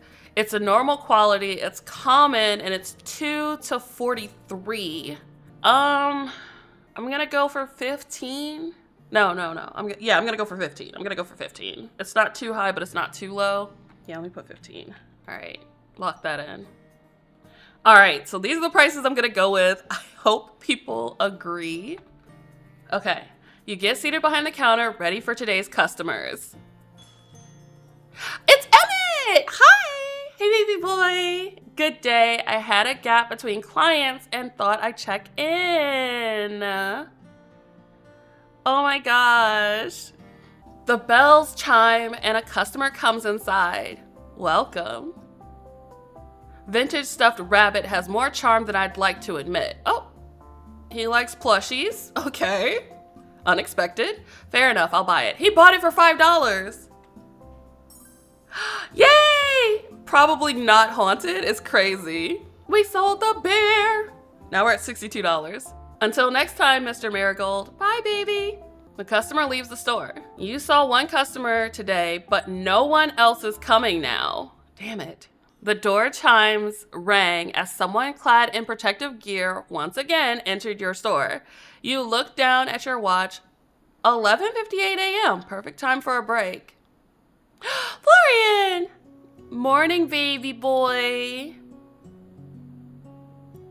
Sir Florian, one can hardly call it morning any longer. Do the morning sun's rays offend you so grievously you cannot bring yourself to join us until they have waned? Lucille crossed her arms, the distinct sound of metal scraping against metal. She looked menacing like that, with her helmet still on. Florian just shrugged. It didn't seem he found her menacing at all. Yeah, nice to see you too. I don't know why you're acting all surprised. I've always started in the afternoon. Look at them both, covered from head to toe. A night rises with the dawn, ready to meet the day's challenges head on, yet you appear content to let half the battle pass you by. I leave the night shit for the night, if that's all right. Jesus, I love him so much. Lucille placed her hands on her hips, tilting her helmet-covered head slightly, as if considering him. Do you not feel some obligation to lend your strength to the morning's labors? The store requires diligence at all hours, not merely those convenient to you. Lucky you're here then. I don't do mornings. If Sylvie doesn't care, I don't know why you do. That part. Mind your business. Very well. If your current arrangement serves the store well, I shall not press further. But do consider that your efforts, no matter the hour, reflect your honor and dedication to this establishment. I don't think mopping floors is all that honorable, but sure, whatever. Honor comes with every job, Sir Florian. Whether one wields a blade or arranges wares, it is the spirit in which the task is performed that matters most. Do carry on, then. But know that the dawn is a most inspiring sight. Should you ever choose to witness it, I think he would burn up if he actually saw the sun directly. Yeah, I know. Maybe one day. Good. I trust we shall work together most admirably today. Okay, sis. When Lucille went back to standing by the door, you used the opportunity to catch Florian by the wrist and pull him aside. Dude, what happened last night? He pulled his wrist away from you, eyes on the ground. Ah, right. I forgot about last night. We'll cross that bridge when I've dealt with the elephant in the room. I'm guessing you've met Lucille before. Hard not to, seeing as she's always here. Maybe you can explain to me why there's someone in a full suit of armor in our store then, please. Trust me, that's not her full suit of armor. You should have seen her when she first turned up. I'm sorry, what? Sylvie hired her a few months back. My aunt did? Yeah, that's what she does. Take in strays. Oh, we really don't need an armored guard for an antique store, but she got the job anyway. I guess it gives her something to do. Why does she think she's a knight? Because she is one, apparently. I don't know. She looks like a knight to me. How could she be a knight? She has a sword. Florian is like, I mean, she got a sword. I don't know what else to tell you, bro. Is that the only requirement for knighthood? Okay, fine. She has a sword. Can't argue with that. Listen, about last night.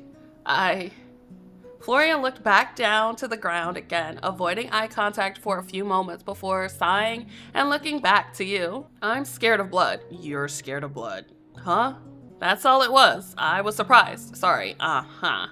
You should have said something. I wasn't trying to scare you. No, forget that. I apologize. I should have dealt with it myself. What the hell? She has flaws. She must be a dentist. Like, the same logic right here. Come here. What? Florian grabbed you by the wrist. It was a light touch. He was careful not to hurt you as he pulled you towards the counter. Then he left you for a moment before returning with the same first aid kit you used yesterday. Have you procured an injury, Sir Florian? Shall I fetch a physician? No, I've got it handled. I'm fine, Florian. It's a tiny cut. I already fixed it up. You're supposed to change it twice a day. I'm sorry. Who changes their band-aids twice a day? Because I have never. In fact, I would wear a band-aid until that damn thing fell off. Are you actually supposed to change your band-aids twice a day? Pause. Let me look this up. Wow, oh my God, the Band-Aid official site says yes, it's good to change the dressing on a wound twice a day in the early stages of healing. I have never, you said Big Band-Aid made that up. And it's being propagated in my visual novels, I guess. I am. I love how me and Sage have the same reaction. Like, wait, we are? Like, I didn't know that was a thing. So it heals properly. Huh? I didn't know that. I guess I'll just sit down. He's blushing again. Oh my God. Oh my God. He's so baby girl coded. I love him. He dug through the wooden box, pulling out some antiseptic and a new bandage. You really don't need to. Shut up. Let him take care of you. I should be able to do this much. I have to. Sylvie said I should do shit like this. Don't have any fun doing it or anything. God. At that, you shut your mouth. Florian looked so serious in that moment, like this was about more than just a band-aid. He sat you down on the edge of the counter, then peeled away your old bandage after putting on a pair of disposable gloves. Florian grimaced, almost putting up his nose at the sight of your cut, which really wasn't too bad at all. Luckily, it also didn't hurt. You sat there quietly as he performed his tasks like a ritual, putting the antiseptic on your cut, which stung like a bitch, then covering it again with an adhesive bandage. Thanks, Florian. Oh, has he never been thanked before? Has he never done a good deed before? Is the real question. It's not a big deal or anything. Oh, look at his little pouting face. Then why does it feel like one? Because it is. We have reached a relationship milestone with Florian, and I'm so excited. He loves us. I really did see someone in my room last night. Whoever she was, she disappeared when I broke my glass. Well, I don't know. Maybe the place is haunted. Maybe the place is haunted, he says casually, like that's not a big frickin' deal. You think? Or maybe you just imagined it. Anyway, I gotta get to work. How about you sleep with me tonight so you can protect me from the maybe ghost? Right, yeah, work. Thanks again, Florian.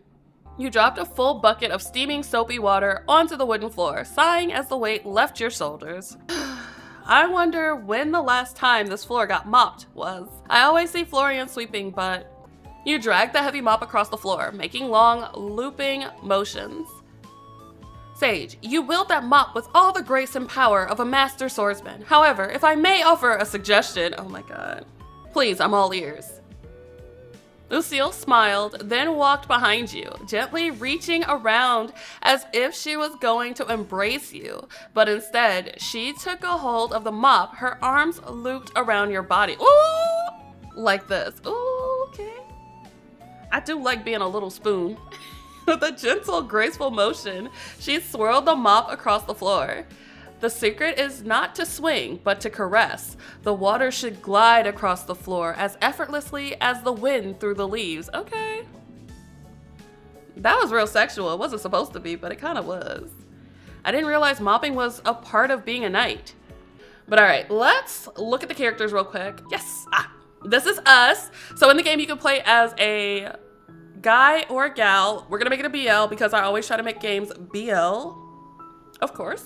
But here are the characters. This is us. This is Florian. Florian is my favorite so far. I love him. He is so fun and he don't want to be bothered with nobody or nothing. I love him. I love everything about him. He's so cute and angry. He works at the shop with us and he is single right now, but not for long. I think he's a vampire.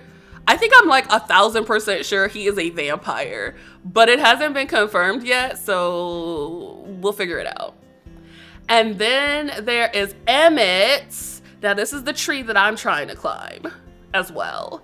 He is an accountant. He is very business oriented, very professional. I tried to ask him on a date and he said he ain't got time for frivolous activities. That's all right. I'm gonna make him loosen that necktie and we gonna have so much fun.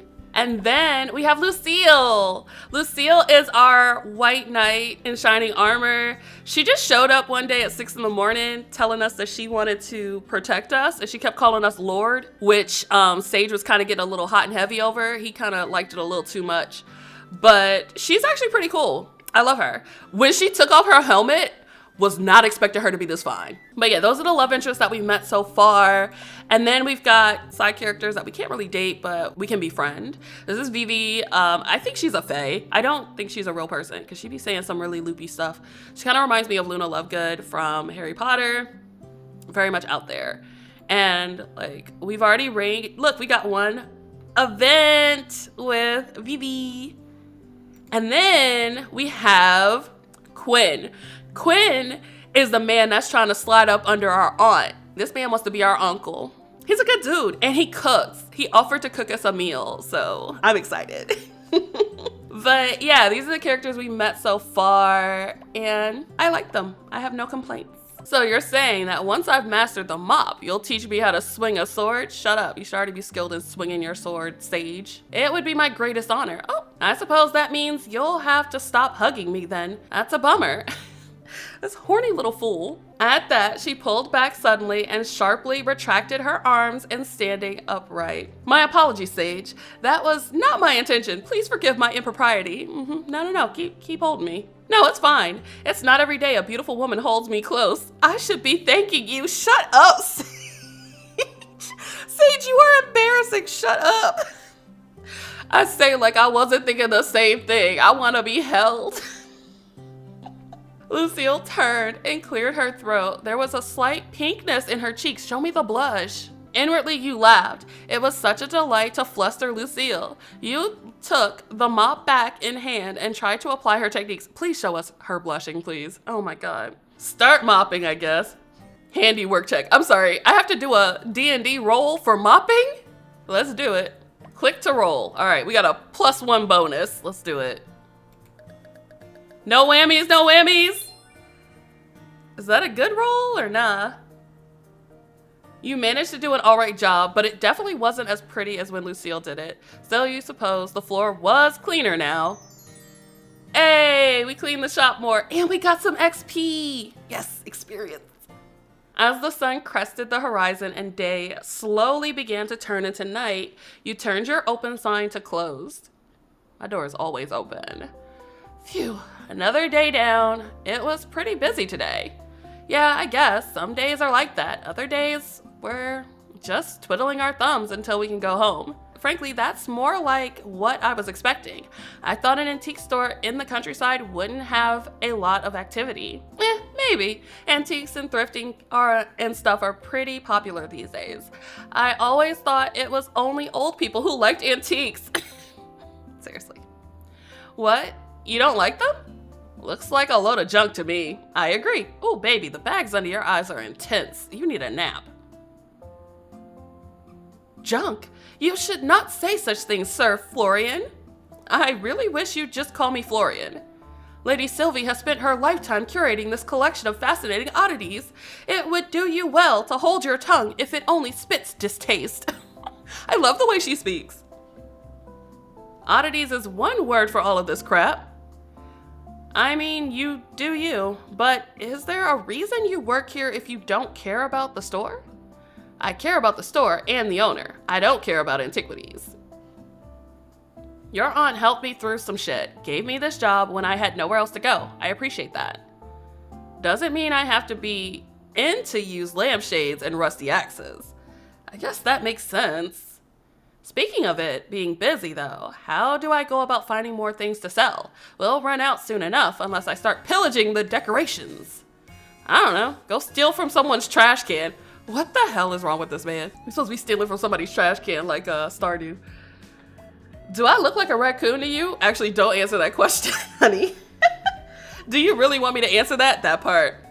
I do not think you look like a raccoon, Sage. Mayhaps you have more qualities similar to a red panda. Your red coat is divine. Oh, God. Thanks, Lucille. I'm glad someone here appreciates me. She said your red coat is divine, fam. Like, ask if she wants to wear it. No! I'm not gonna ask if she wants to wear our hair. Your aunt had a few different avenues for her junk, I think. I don't really know the specifics. She does have an attic filled with it though. You can pick through that, might find something. Or you might find nothing. That seems more likely. Oh, an attic? Yeah, Sylvie's been meaning to sort it out for ages. If you get injured trying to work through the mess, it won't be my problem though. Thanks, babe. I can dig out the key and show you tomorrow. Thanks, that sounds great. At that moment, your stomach let out a low grumble, like mine is doing. Oh, right. Do you guys know Quinn? The chef guy? Yeah, I guess. You couldn't sound less interested. Florian rubbed at the back of his neck, looking away. He's nice or whatever. We just don't get along. I don't know. I guess we're too different of people or something. Sir Quinn is an excellent cook who makes feasts fit for royalty. Lady Sylvie did well in seeking his companionship. I'm sorry. Ma'am? Companionship. Interesting. He invited me to his restaurant to try a new recipe tonight. I nearly forgot about it. Have fun with that. Aw, not even a little bit interested? I'm not hungry. 'Cause you don't eat food. You're a vampire. You drink blood. I've got work to do anyway. No, you don't. Auntie, where's that moo-moo at night? All right, I'm sorry. I can't stand you. Die. Oh my God, our aunt be busting it open. I swear to God. It's like when Red and Ty are in the chat together, it's just chaotic as hell. What, sweeping the floors? You've been sweeping all day? It'll be fun. For you, maybe. Anyway, bye. Have fun or whatever. Okay, or whatever. At that, Florian left the room. I read that a little too happy for Florian. He's like, anyway, bye. Or have fun or whatever. Lucille? I would be honored, Sage. In truth, I had already considered offering to accompany you, should you require a guardian for the evening. It is only fitting that I ensure your safety, even over a meal. It's just dinner. I don't think I need a guard, just a friend, if that's all right with you. A knight's duty is not bound by circumstance, whether it be a dinner or a battle. I would gladly be your shield. Okay. But a friend indeed, I would enjoy the company. Perfect. I still haven't managed to take a look around town, so having a guide will save me from getting too lost. Sir Florian has not offered to show you around the settlement? Truly. Gasp. Oh my god. Well, then please allow me to escort you through the town and show you its finest landmarks. No harm shall come to you while I am by your side. Sounds like a plan to me. Let's make a whole night of it, eh? A night of it? Ah, I meant, sure, a night of it. So corny.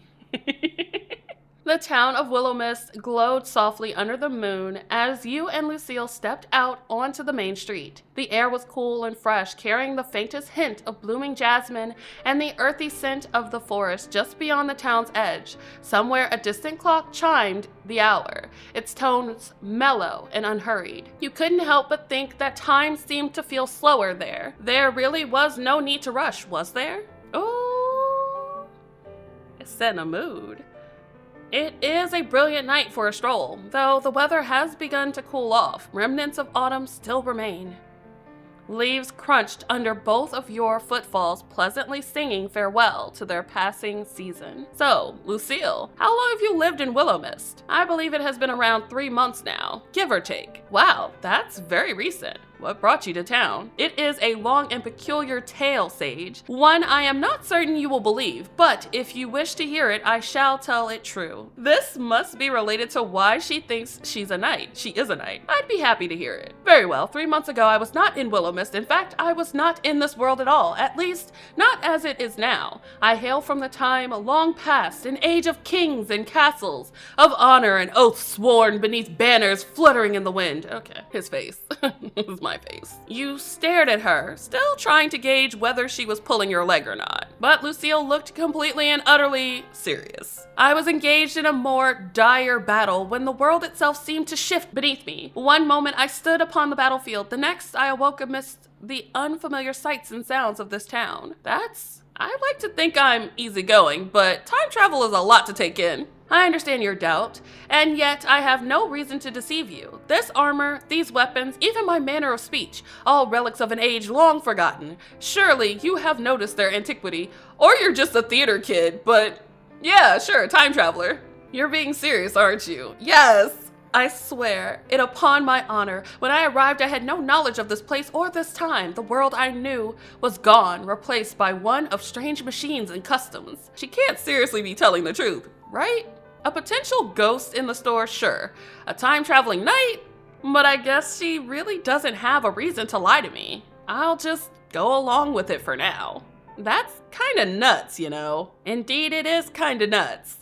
How'd you manage to adjust? That must have been, a lot of change. With great difficulty, I assure you. Your aunt was the first to show me kindness. She took me in, clothed me, and taught me the ways of this new world. Were it not for her, I might have been lost entirely. For reasons I cannot explain, I feel as though I was meant to be here. Perhaps fate has a purpose for me still. I am a knight, Sage. Adaptation and perseverance, or, as you put it, going with the flow, are the very essence of survival.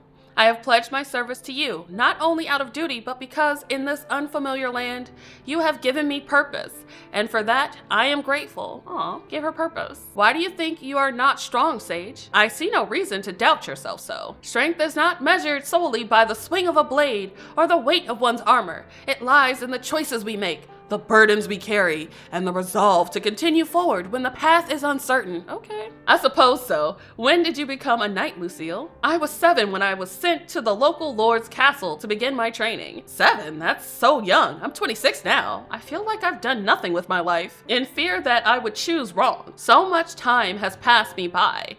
I've seen friends start families, get married, climb the career ladder. Okay, damn. Do not want to be judged by a damn game again. Stop it. But I'm still the same as I was 8 years ago. Is that why you chose to come to Willowmist? Jesus. It felt like something I could do, a choice I could make. So, I guess so. When I began my training as a squire, a trainer once said to me that there is no shame in fear, only surrendering to it. Your path forward may be unclear at times, Sage, but it is there all the same. Time spent on the journey is no waste. Okay, this is actually really like inspiring. Words of wisdom from our baddie knight. Oh, it's romantic. It's romantic. That's exactly what I was gonna say anyway. Thank you, Lucille. I appreciate it. We'll see, I guess. You have a way with words, you know. Let's raise affection. Yes. Thanks, Lucille. You really know how to charm someone. You know that? Charm? You honor me with your words. I merely speak from the heart. If it brings you some degree of comfort, then that is well. See? You're still doing it. The way you speak is so romantic. Romantic? I'm not sure how to explain it. You're just so effortlessly charming. I fear I have never thought of myself as charming. From a young age, my instructors considered me too harsh of tongue. You? There's no way you're talking about the same you, Lucille. I only strive to be honest and sincere in my words and actions. Though, if my manner of speaking pleases you, then I consider it a gift I am glad to share. Ooh, okay. We got her, guys. Man, 5 minutes with you and even someone with a stone heart would fall in love. Okay, shut up, Sage. Fall for me? Surely you jest. I am merely a knight, unaccustomed to such notions of romance. My duty is to protect and serve, not to inspire affection.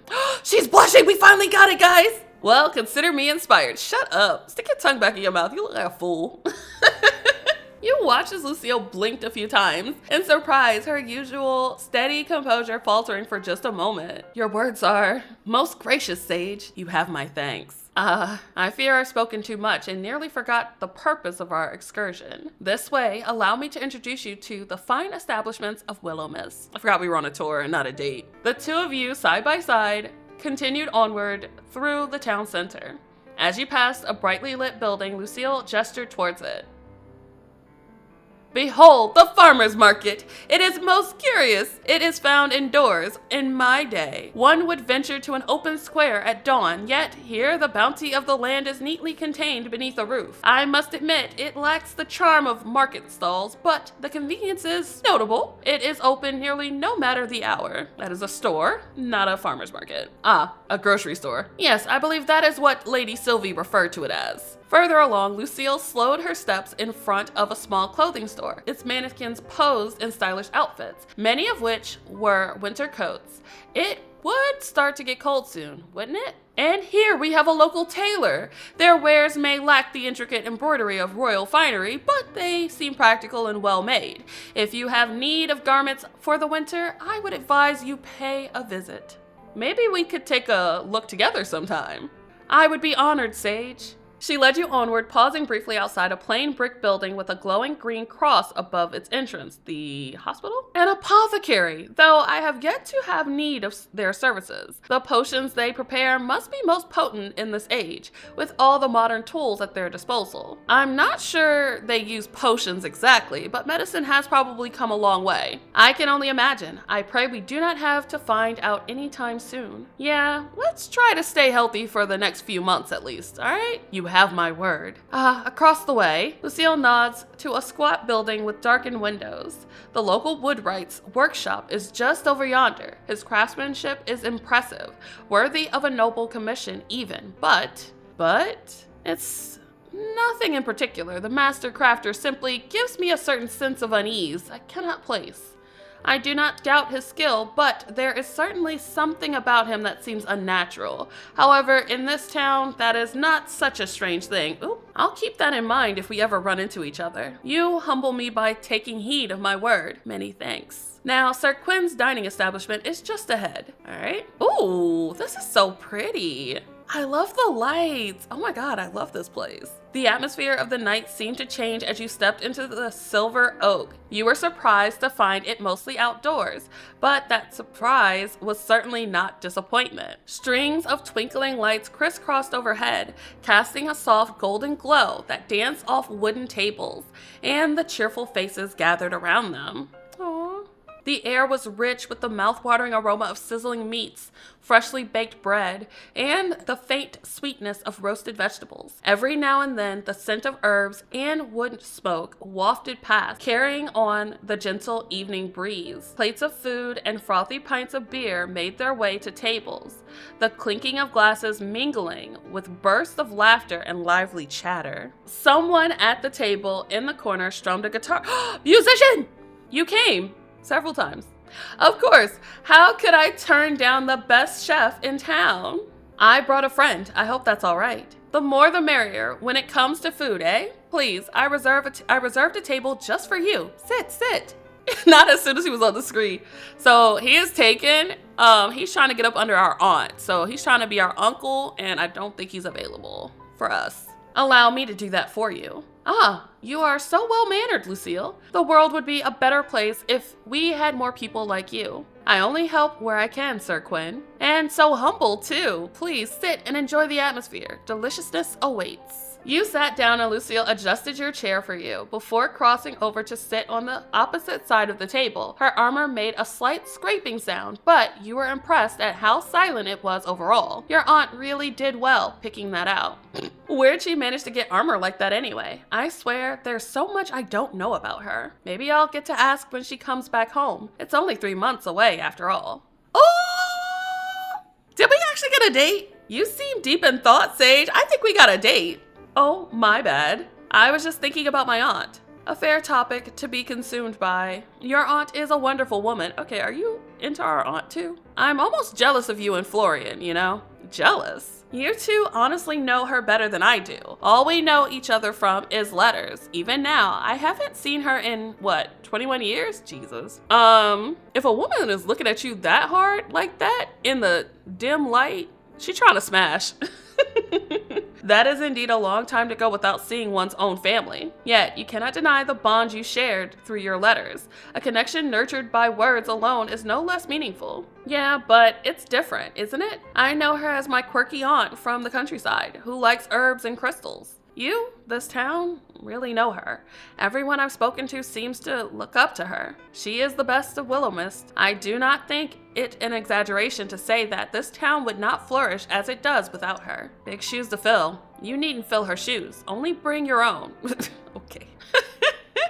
Nevertheless, I understand the weight of time lost. Oh, wow. I want to comfort her. I know I said I wanted this to be a BL, but Lucille is kind of winning me over. Probably better than anyone. I'm sorry. There is no need to apologize. Time, though it may slip through our fingers, grants us the moments we have now. And it is what we choose to do with those moments that truly matters. Though I need not remind you, Lady Sylvie did not ask Florian or I to attend to her most prized possession.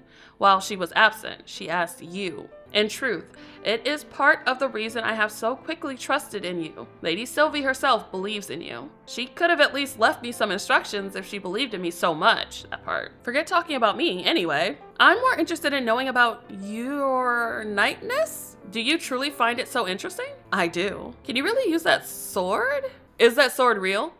The blade I carry, indeed, it is the same one I used in the battles of my youth. Youth hardly sounds like the right word. You look so young. Your words are most gracious, though. I assure you, my youth has long since passed. Were it up to my mother, and had I not chosen the path of a knight, I would have married many years ago. She often reminded me that a sword makes a poor companion, though I suspect she underestimated how loyal a blade can be.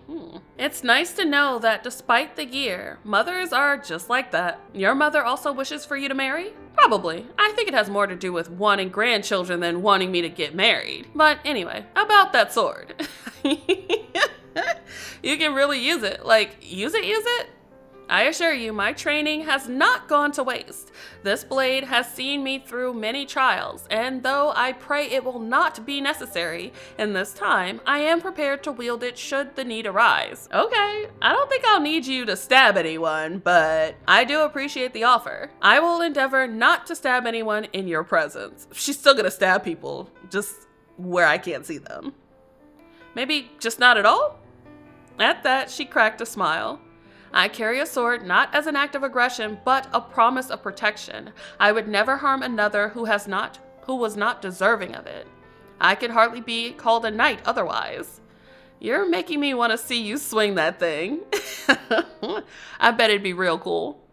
Perhaps one day, should the need arise, I shall demonstrate. Until then, rest assured that my skill remains sharp. So, knights are allowed to get married? I'm sorry, but I've got to ask, knights can get married, right? Indeed, though there are some limitations. We may not marry commoners, nor people of higher status unless arranged by our lords. Huh. I guess I just thought knights had to, stay single, like monks or something. No. Not at all. While some knights do choose to forego marriage in favor of their duties, it is not a requirement. We are permitted to wed, provided the union aligns with the expectations of our station. So what happens if you fall for someone who doesn't meet the rules? Then one must choose between desire or duty. It is not an easy decision, but a knight's honor lies in loyalty to their vows. How complicated. Here I thought modern dating was difficult. It still is. Such is the life of a knight, but I would not trade it for anything. Honor and duty are the cornerstones of my existence, and to stray from them would be to betray myself. So, does that mean you've never, fallen for someone? Lucille's composure falters for the briefest moment, her cheeks coloring faintly beneath the confident demeanor. No, I have always prioritized my duties above such matters. You a liar and a cheat. There was little time to entertain the notion of romance. Okay. Did you ever regret it? Regret is a strong word. I do not regret taking up my oaths. No, I believe this is the correct path for me. Even without romance, I have experienced the love of camaraderie, loyalty, and shared purpose. Those bonds are no less valuable to me. Perhaps, if I were to truly think on it, there are pangs of regret in some regards. I saw many a friend who grew up in my village find love and start families. Oh, that's sad. Many even with whirlwind romances straight out of fiction. But no, I would not have changed my path thus far. Is your armor heavy? Stupid question. For one, not accustomed to such weight, perhaps, but I have borne this weight since my youth. It feels as natural to me as the air I breathe. She glanced down at her polished armor, her expression thoughtful. Truthfully, this set is quite light compared to the one I wore when I first arrived in Willowmist. That armor was forged for battle, with heavy plating and chainmail beneath. The next line better be, can I take it off? I cannot. So this must be like casual wear to you, huh?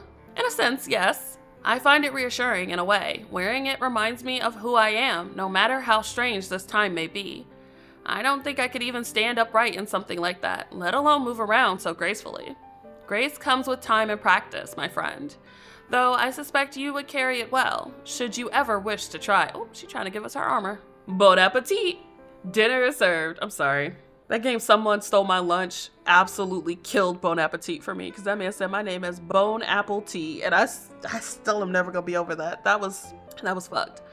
Tie, redeem, smash, or pass. All right, so we smashing or passing on Quinn over here. Are we smashing or passing on Quinn? Normally, I would be all over Quinn. I love me an older man, barrel-chested, little fuzz on the chest, titties out, and he can cook. Man is like an ideal right here. He established too, and he's funny, he's cute, and he can cook. But he's trying to smash my aunt. You know what? I was stealing from my aunt. I would smash Quinn because Quinn is literally everything I've ever wanted. I want a man that'll feed me because a girl gets hungry, okay? I need you to bake me pies, bake cakes, make me a 4-course meal, like all kinds of meats and veggies and things. I need you to cook for me.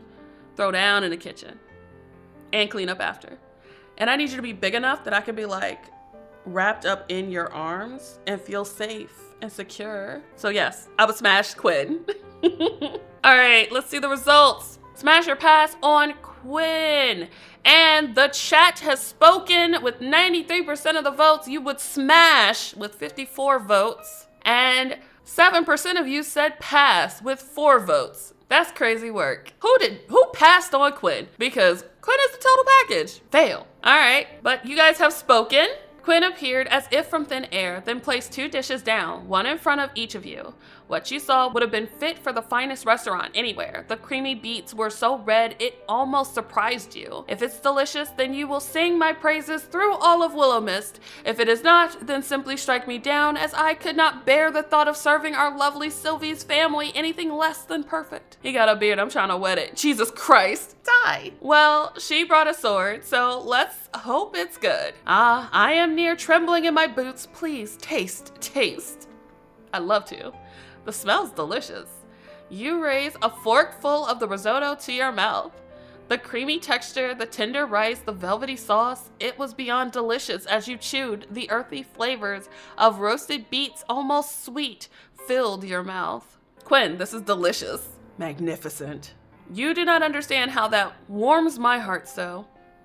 I had worried for a moment my prep time was cut short last night. The full moon does things to a person sometimes. You understand. Wait, are you a werewolf? Nevertheless, enjoy, enjoy.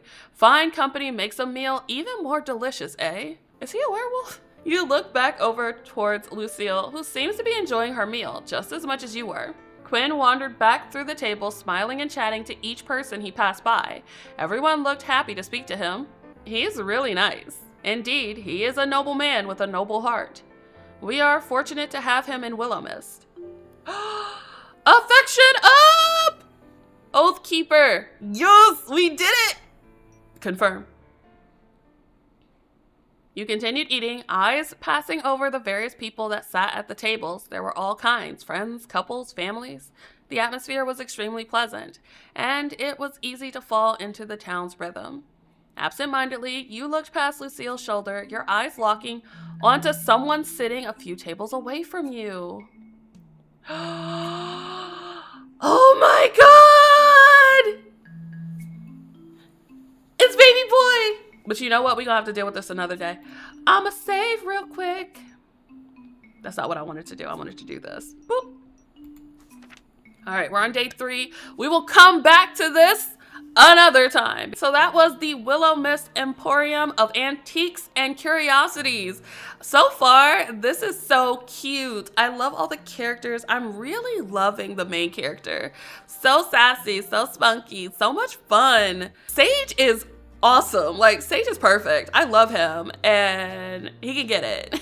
All right, guys, thank you so much for coming through. I hope you all had fun with the Willowmist Emporium of Antiques and Curiosities. I hope you had fun during stream, and I hope you all have a wonderful morning, afternoon, evening, whatever time it is in your neck of the woods, and I will catch you all next time. All right, y'all. Bye!